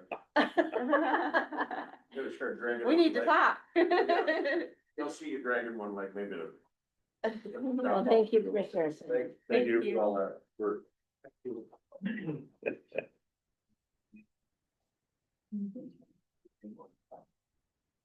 you.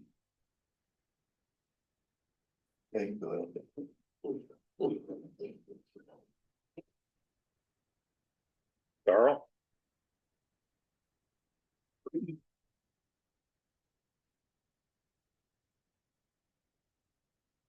Our sunny California bugs there. Yeah, yeah. It's more like a lobster, cause the sun has a little bit more power there, now you say, but. And I was stubborn, so. All right, well, we're here to tell you about the Esri conference that we had back in July. Pull it up. Yeah. Okay. Need help again. And then that one. Yep. And the more. Yeah, that works. Yep. So that we had down in San Diego. I averaged about 9 miles of walking a day. The Esri conference, there were about 20,000 people there. I don't know if you've ever been part of a crowd of 20,000 people that are all sitting inside of one large auditorium. And they had people who were just like your parking. They'd be like, nope, you gotta drive in and all the way to the end, and you'd sit right next to each other. And this room was probably a quarter mile long and probably 100 yards deep. And they had probably a dozen screens across the front so that you could see what the presenter was. And the presenter from where I was sitting was just kind of a little dot on the other side of the room.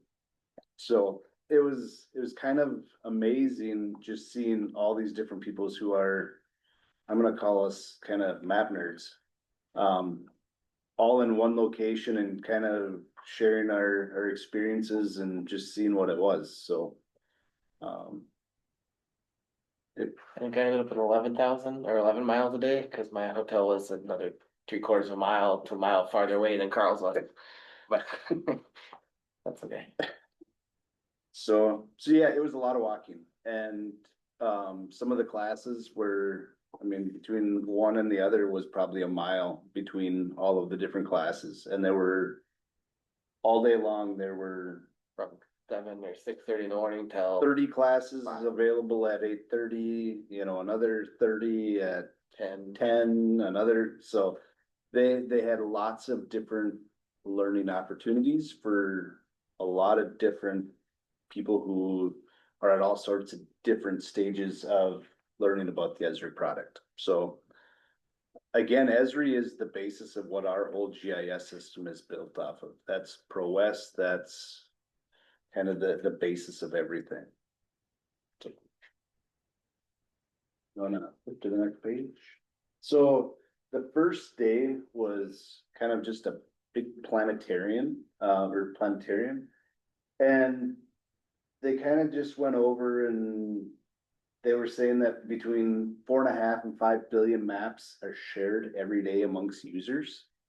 which sounds crazy, but when you pull up our GIS site, and I just printed off a map for somebody this morning, that's counted in one of those maps.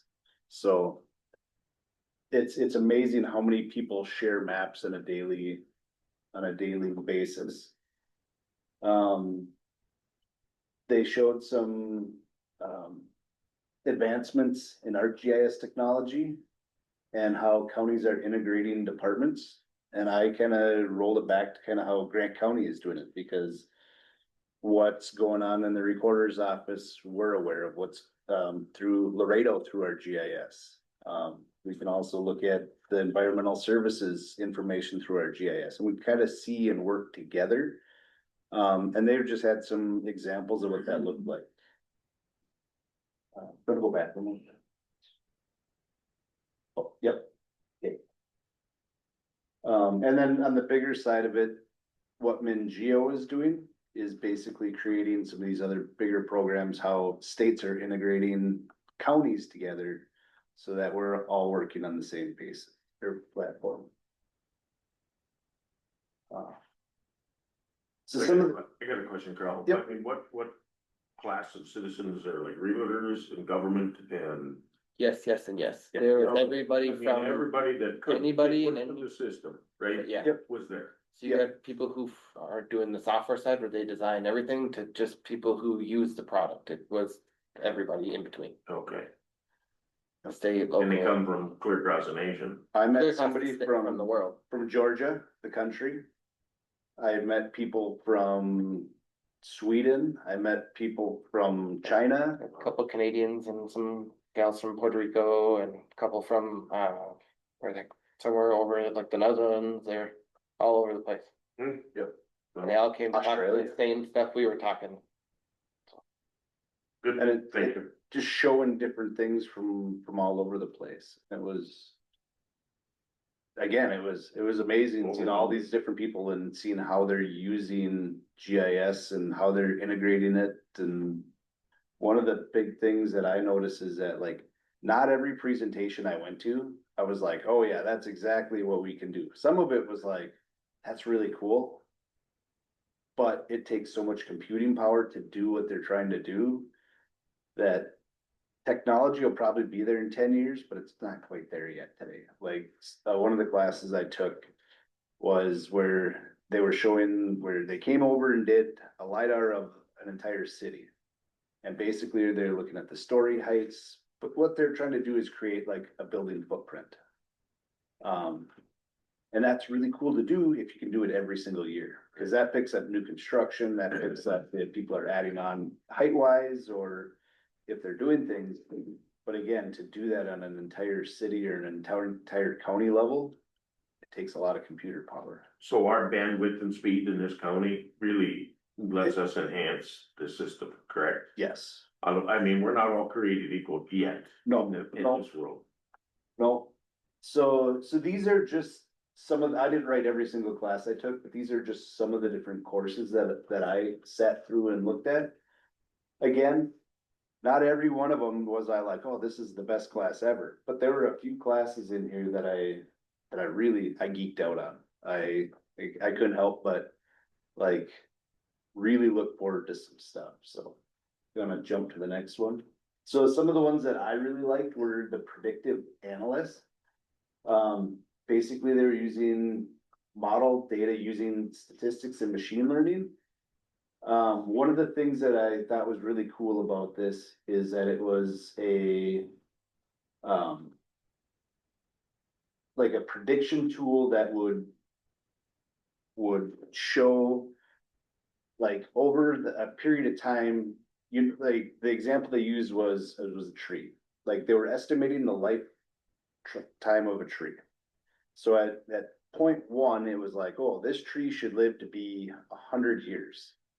And what they were able to do is say, okay, well, if that tree made it to 25 years and it got pruned, it's more likely to make it have a longer life because it's no longer subject to fire damage, because typically fires go on the lowland instead of the upper land. So that tree now, instead of living 100 years, might live to 110 years. And then there's like different predictors that predict how long this tree is going to live.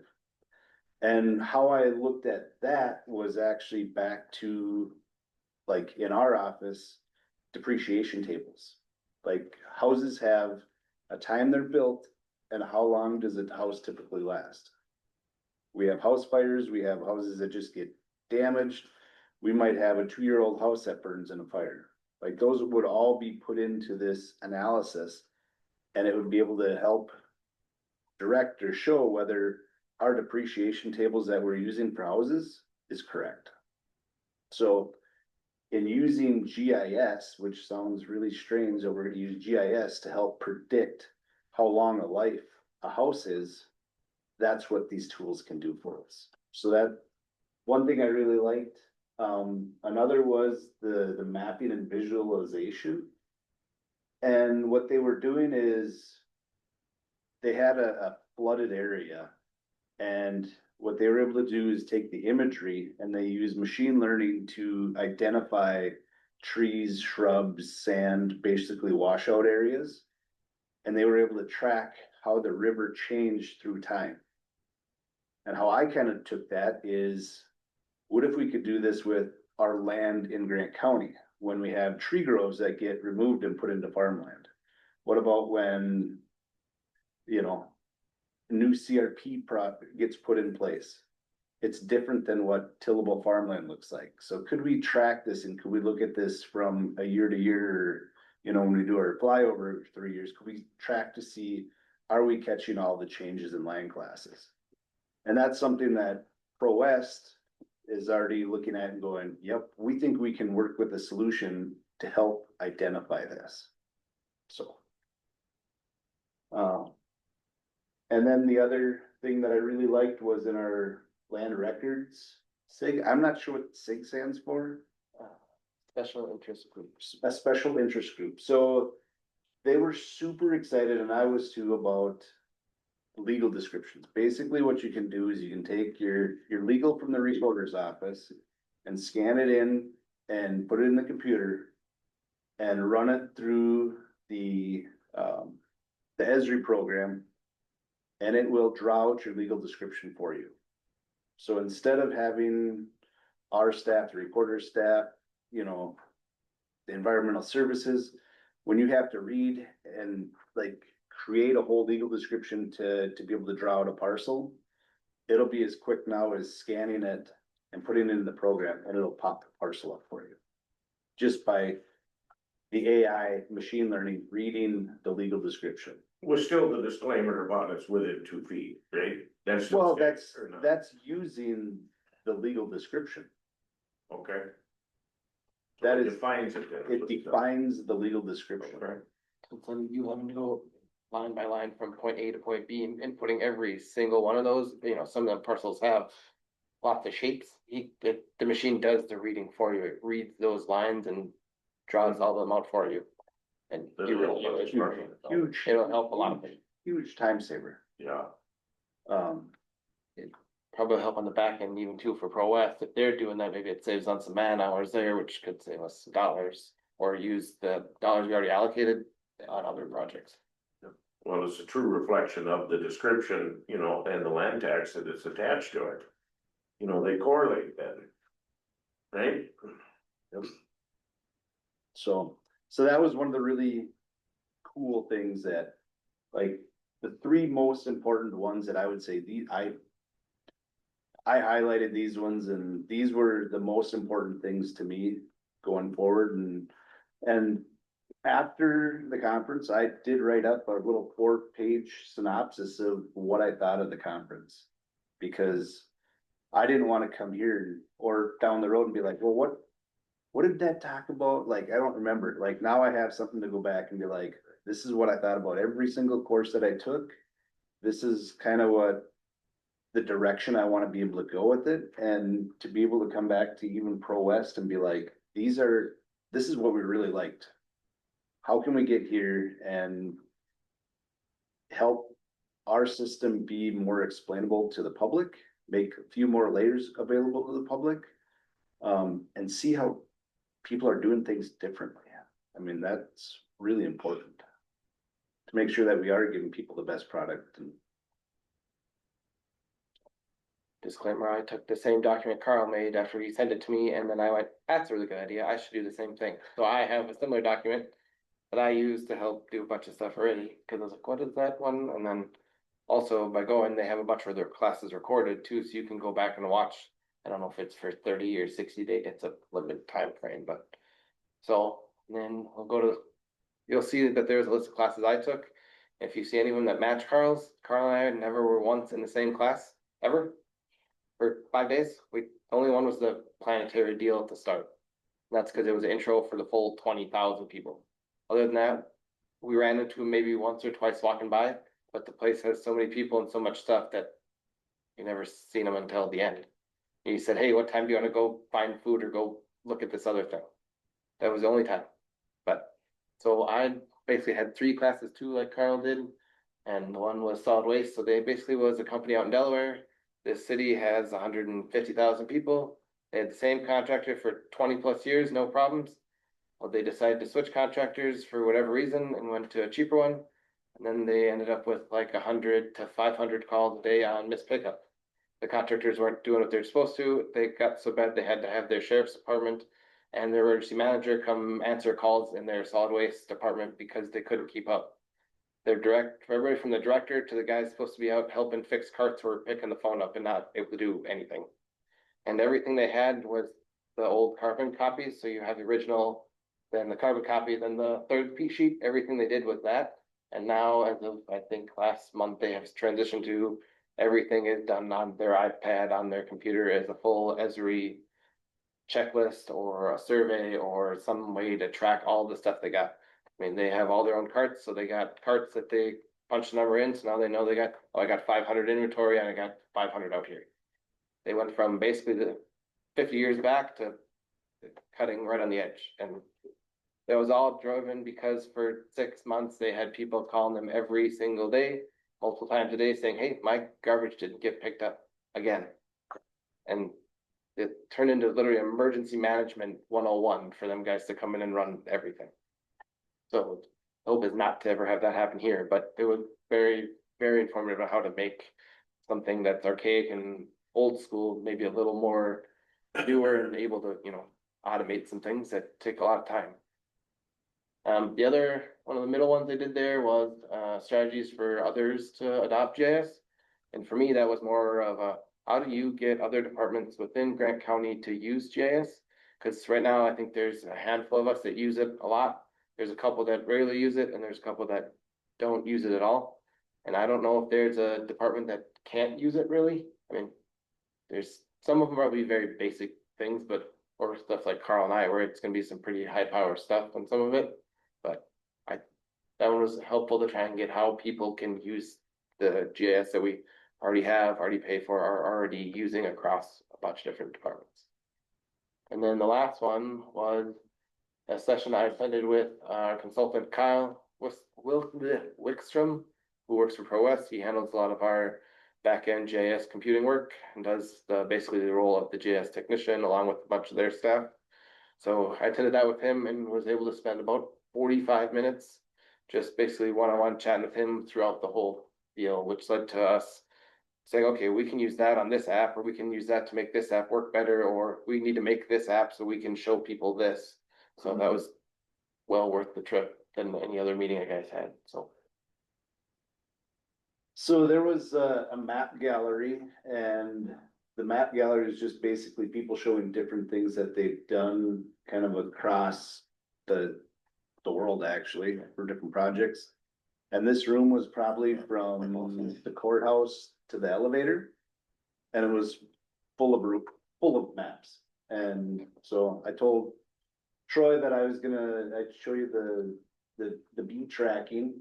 So that was kind of interesting where they're showing where the blight is. The middle one is creating a digital map library. And this is actually one of the things that we're trying to get we're in the process of having ProWest create right now, is because we have all the plats, the highway maps, those types of things, all in a certain format. Well, in order to get the highway, those maps, they need access into all these, carved out portion of the server. Well, if we can put them out on GIS, then we can have these so that all the maps are accessible by anybody in the highway department instead of just say Matt or, you know, or Aaron. So basically we can make those so that they're available to everybody here so that we can have everything. And these are a couple of photos I took. The one on the left is, it's hard to see, but it's a public health deal. They were mapping some items that public health had based on where you're at in the state.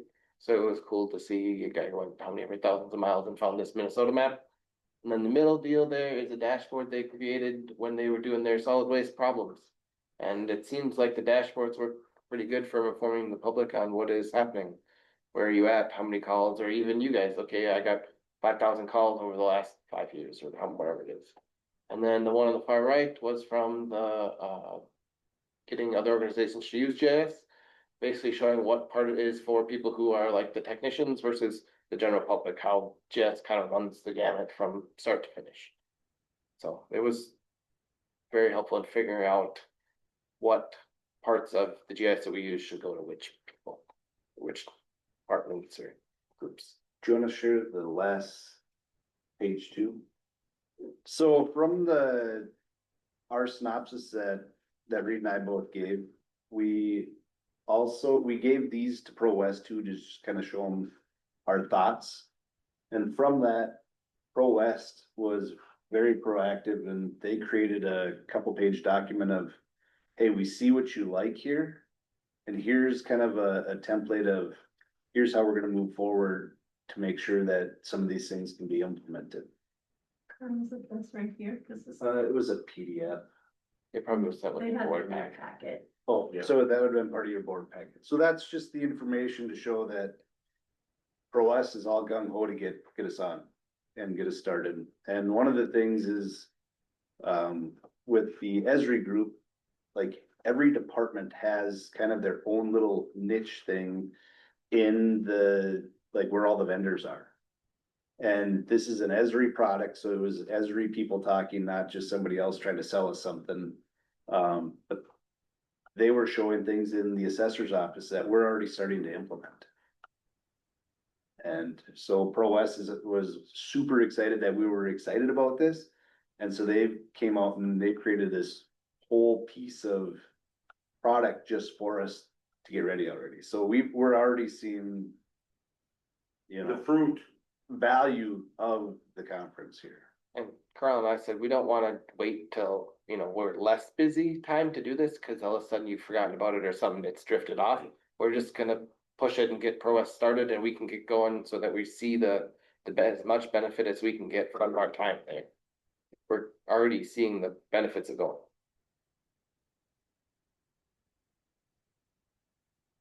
Any other questions? I mean, there were vendors like coming out of your ears. Again, the vendor hall was Massive. just massive.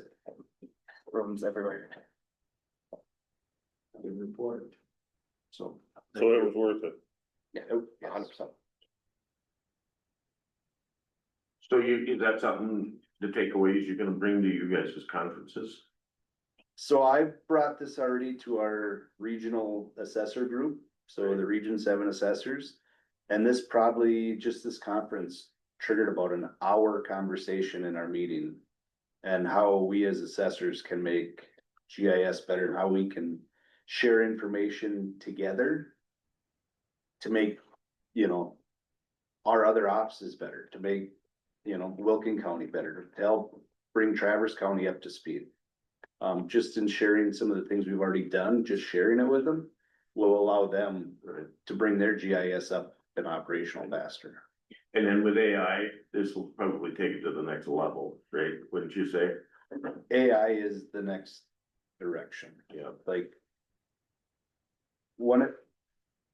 AI is gonna be really important in every specific aspect of things. I don't think there's gonna be one huge AI that can tell you everything. I think there's gonna be an AI for appraisers. There's gonna be an AI for environmental services. There's gonna be an AI for, you know, coordinators. There's gonna be like, AI is, I think once it gets really pinpointed down, it's gonna be a great product. But thinking that AI can just answer every question known to man, I don't think that's. The asking AI questions and them giving you an answer is the very bottom of the barrel level of things that AI can do or is supposed to be able to do. Like that's the easy part that they do. But like they were showing the parcel deal that Carl was talking about where it draws the lines for you. That's AI reading the document, finding all that, and then drawing the labels or it's So It's coming in 10 years, it's gonna look a lot different and it's gonna be amazing how much better it is. So the apps and everything on our GIS and stuff like that, are they getting to the point where all you need to do is just talk into it versus, you know, mouse and clicking on things? Are they getting to that level? I think if you had a computer you could talk into, you could do it right now. So, Really? Okay.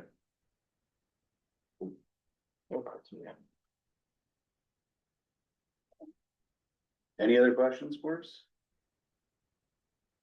With you, Thank you. Thank you, Earl. Good job, Diane. Reed?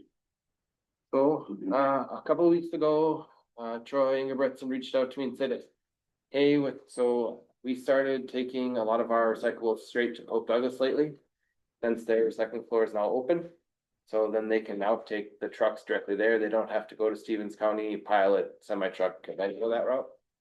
So he said, hey, if we switch days of pickup in Ashby from the first and third Wednesday to the first and third Mondays, that would allow him to send more trucks to Pope Douglas and not be empty coming back, or he could go and make a trip, less trips back and forth. But the deal is in our contract with them, we spell out in that exhibit which days of pickup are. So a couple weeks ago, I had that city clerks meeting. So I brought it up to Mike when we were there and he said that would actually probably be better since our solid waste is picked up on Monday. Now they're only gonna have to put carts out all on the same day. You put your solid waste and recycling same every first and third Monday versus, okay, I put my solid waste cart on Monday and my recycling out on Wednesday. So our idea was, well, we have to then amend the contract. So what I did is I just took a very quick amendment. As you can see, it's basically a one-line amendment to Exhibit B. I reached out to Justin and said, hey, how does this look? And he said, yep, that should work. No problem there. So, and I don't see any issues with switching the days. I think it actually, in the long run, will be beneficial as far as less trips to and from. Even if Pope Douglas, for whatever reason, doesn't work out, it'll work out better for people and for our haulers if we have to go back to shipping into Stevens County as well. But so what I'm looking for you guys is a motion to amend the contract. And then when I talked to Mike with the city of Ashby, he said about that August, that first Monday in August would probably be about a good, or not August, in October. That would then give us about a month and a half-ish to get the word to people, put it in the mailing for the city, put it on Facebook, on the county website, on the city website. And then Ingerbretson said, hey, we can send out a deal too, or put it on all of our website stuff as well. So that would give us enough time to get the word out. And then we figured by the time, middle August or middle of October, early November, we'll pretty much have rolled completely out and there'll be no issues. But Motion to approve. What you said. Second. Any more discussion? We should pencil correct the date on top. did I screw the date up? It says October 1. It would start October 1st because that allows us to then do some. No, the date is 2035. Well, there you go. Well, our recycling agreement is through 2035. I gotta fix the agreement, I suppose. No, the date is right. No, it says 2023. Oh, jeepers, look at that. Twos. We're way out there. Yeah. Fast finger, and yeah, I can have that. That's an easy fix. But We'll be recycling on Mars. yeah, no kidding. Oh, not. Put it in a spaceship and away it goes. Okay, if no other discussion, all in favor of the motion signify by saying aye. Aye. Opposed? Carried. All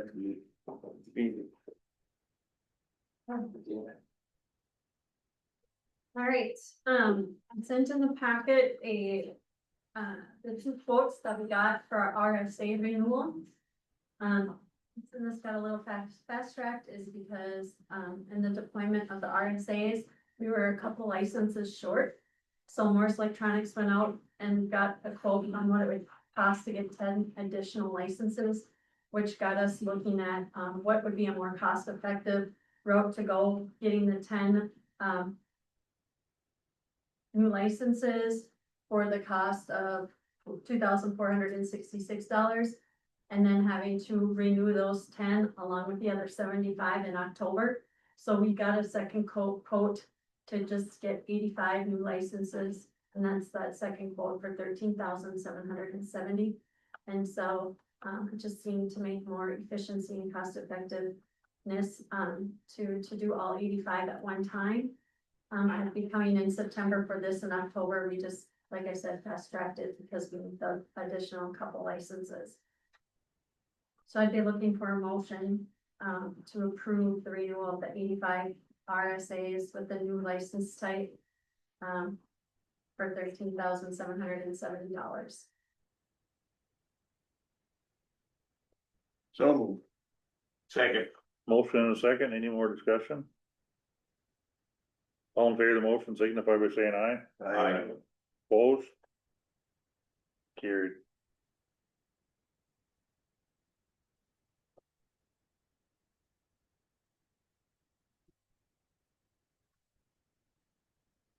Okay, we will be going into closed session for wage and benefit discussion for preliminary budget plan. I will make that motion. We gotta have a motion, to know that. Second. All in favor of the motion signify by saying aye. Aye. Opposed? Carried.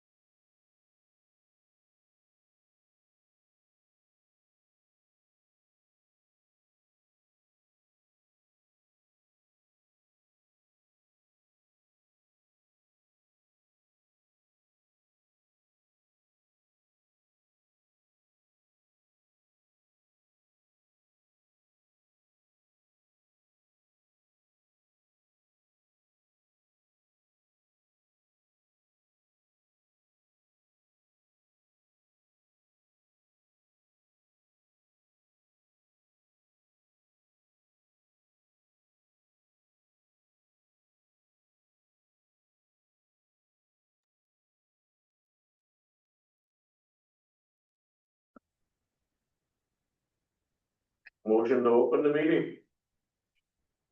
Second. Motion and a second. The meeting, all in favor? Aye. Opposed? Carried. I'll make a motion to close the meeting for the MCIT claim. Second. Motion and a second to close the meeting for the MCIT claim, all in favor? Aye. Opposed? Carried.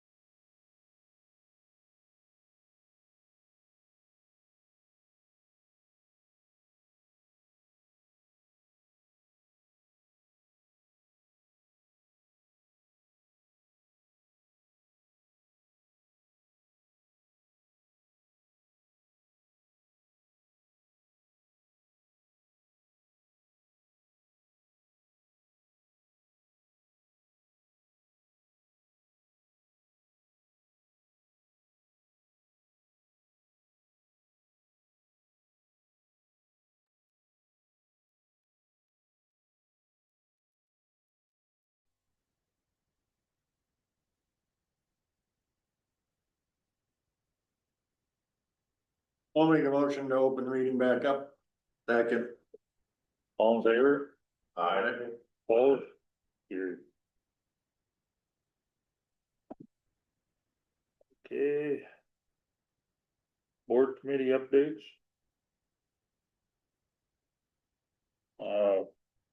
Budget and finance. I don't have anything, right?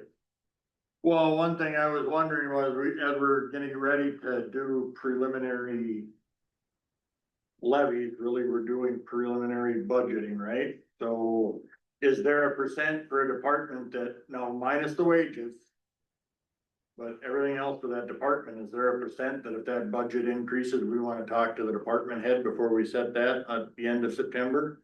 So if Department A has a 10% increase, we wanna come and talk, the board wants to talk with them about why that is. And I'm not saying set it at 10%, I'm asking if the board wants to have, rather than just, you know, the departments are working on, or the committees are working on it, but that way you're in front of the whole board to know that, you know, this department's going up this much, here's why. Could this be an example if law enforcement budgets is for the body cam, $50, whatever, the thousands of dollars. We accept the budget, we then by default accept the 800,000 or $746,000 program, is that an example what you're saying? It is, I mean, so there's, you know, it would be 100,000 for next year because it's not all paid at once, but. Yes, that's an example of, you know, if that deposit, you know, if we say anything over 3%. Well, whatever that winds up being for any department, if they are at over 3%, then we're gonna meet with the department head before we preliminarily approve it. That's my question to this Would board. that, Troy, would that be the budget and finance committee meeting with them, not the full board? Well, no, so like you and Bill do highway, right? Yeah. So, and we all know the price of everything's going up, so if we ordered a grader and it wound up going up enough to push it over that 3 or 4%, whatever. Well, Matt or Pat come in and say, well, it's because the grader went from $330,000 to $400,000, that's why it was over. Right, but that would be in front of the full board. Yes, that'd be the full, be everybody rather than. Yeah. But there would have to be some sort of committee meeting first, right? Or just. Well, so we'll be, yeah, we should be, at some point, we gotta have a budget meeting to review those that don't have their own committee. That's the desired effect. Then we're all in communicate.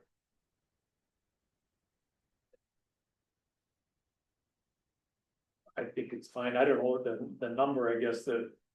I'm looking, if we approve the road grader, if you use that analogy and it went up, we already approved it. But if we're approving something new, I'll go back to that example with law enforcement, that's a whole program. That hasn't been approved, so is that weighing differently, or do we still leave the 3%? Well, you gotta, in my mind, is you gotta pay for it, right? So there, now we've become, here is, you wanna keep it included, you've gotta get it approved, right? So that's the time you gotta do it is, otherwise you don't get it put into your budget. If you don't get it put in your budget, you can't have it. Does that make sense? I mean, we could do that conversation about that program at any time, obviously. I mean, you don't have to wait till, if we waited for everything throughout the year, that meeting would be forever. Yeah, But we're close enough now that things that would drive that up, and I don't know, I mean, maybe we need to wait and see and have the budget committee and these other committee meetings to see what our general, what the increases may look like. The outlook, at least. Cause I don't wanna say it's 2% and then wind up everybody's at 4, we don't have everybody come in it. Right?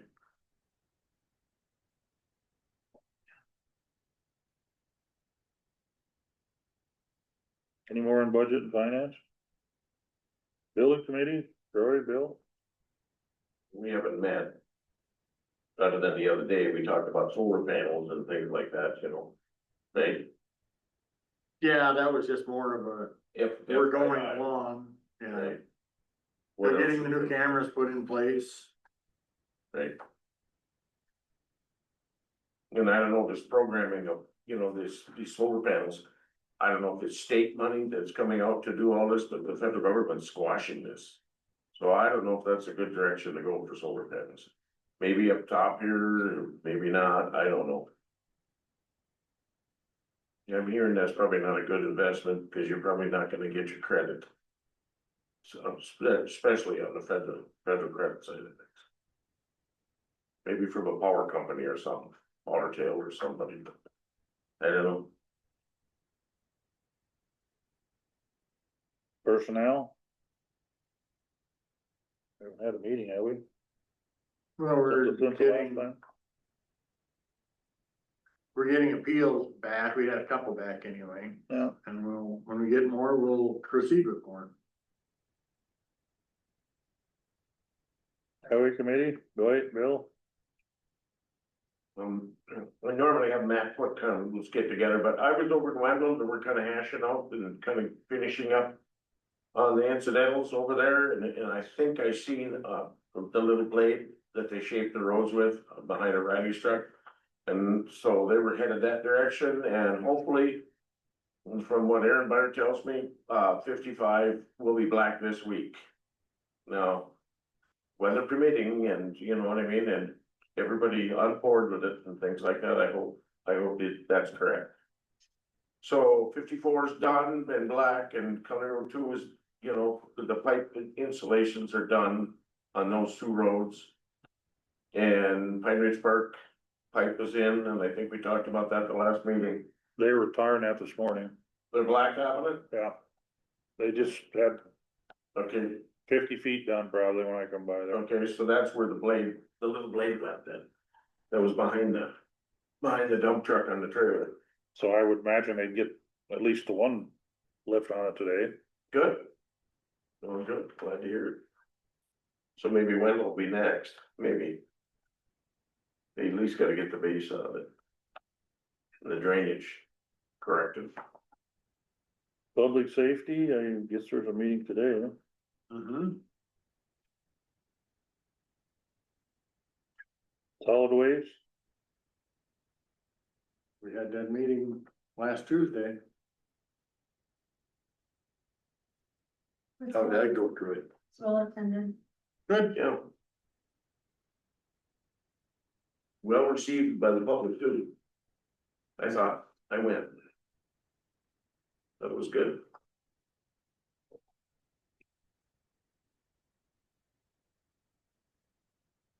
strategic planning, We think we've met since the last time. I would like to mention though that, the dedication for the Veterans Memorial in Hoffman at our Harvest Festival went really well. We had 7 legions represented, Bill represented Double Eight, thank you. And then I'd just like to mention Rob Larson, our Veteran Service Officer, spoke, and he did a wonderful job. It was a really nice event and well attended. Yep, Senator Jordan Rasmussen, he spoke. Yep. And was lined up, and we gave a little tidbit there for Jeff Backer, and called him up and got him going, being he was gonna show up in Hoffman for the parades, and then he got to speak, and yeah, it was very well received and very well attended, I think, considering the weather.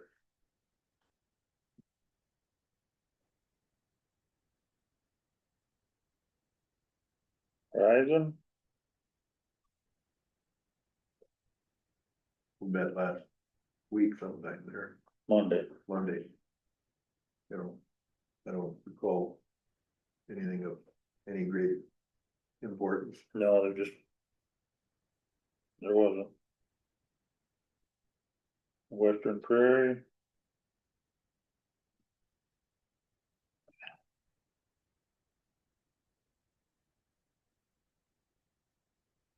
Well, I think in September is one that, Traverse County, we will all sign that. We'll be in 26, we would be taking over Traverse County's. I think that agreement is scheduled for September. There should be, has budget met? For Western Prairie? Right, yeah. Okay. I'm not on that. I'm on finance, if that's your job, you're talking. Yeah, Okay, well, that's who does the budgeting, right? well, I would assume, but living up here. That is the 22nd. Right, Ken? Yeah. You got it plugged in for the 22nd at 10? Yeah. Okay. And then yesterday, there was a ditch 5 meeting in Herman. Greg and Reed were there. Emily was there.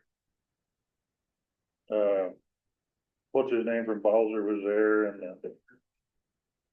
Pete? Pete was there, and Grant and Travers, Brent and his buddy over at Travers were there, and a couple from, Logan Township they talked about the chokes and stuff in that 5 Mile Creek, and there's some culverts that need to be resized, some are too big and or too small, and that's about as far as that went, because, you know, we're looking for get everybody in play in the sandbox, you know, because some people don't want them on their land. It's just stupid what it is, but So wasn't there a plan that Greg had kind of put together to start on the west end of it? yeah, but we got Travers, they gotta get their stuff cleaned out, because, Then it won't be, they have to do their first. well, it'd be a good idea to start on the bottom, You would, yeah. but, you know, they don't want no more water, well, it's gonna come, so. Okay. And then, you know, there's talk about ditch 8 going north, up to the new impoundment. The red path, That's gonna be a while, so I this 2 mile open ditch cut. Right, wasn't that the talk? be more than that. I thought it was 2. Well, maybe, could be wrong, okay. Anyway. That's what I got on that. I got a couple things, Will. Okay, I'm on the Western Probation Board, and we met a couple weeks ago. Things are going good there. They got quite a few people on probation. But they handle the misdemeanor, gross misdemeanors, and then the DOC handles the felonies. So that's been going good, and the money has been coming into each county from the state.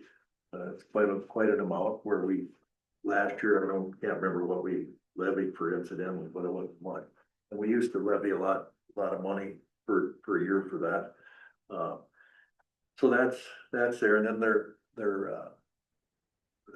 talking about, they're gonna hire another probation officer with some of that money, and then they're gonna be, try to get into the schools where they can reach out to these young people, maybe once a week or so, you know, be in like Ashby or West Central or Breckenridge or Travel, Wheaton, you know, Big Stone down there.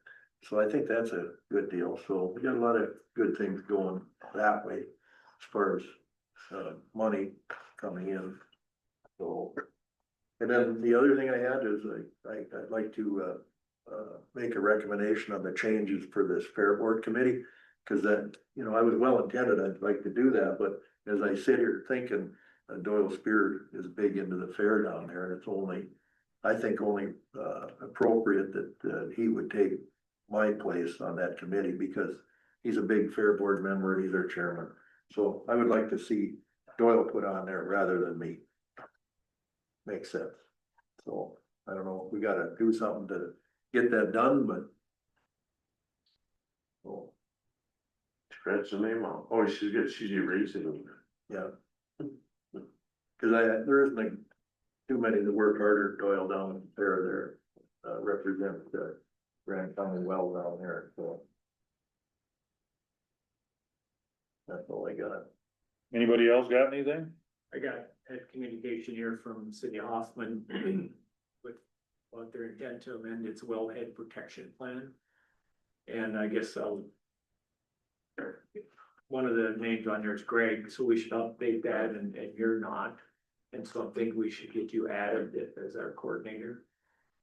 So I don't know that we need to do anything, but I'll give you this and this, and then you can follow up with Jimmy and get information about it. The boundaries isn't changing, is it? Well, it talks about missing data elements and just. I think it's. The general, Update. whatever you do when you amend your wellhead protection plan. Well, sometimes it's nothing, just updating dates, and sometimes it's quite large. Yeah, right. Not.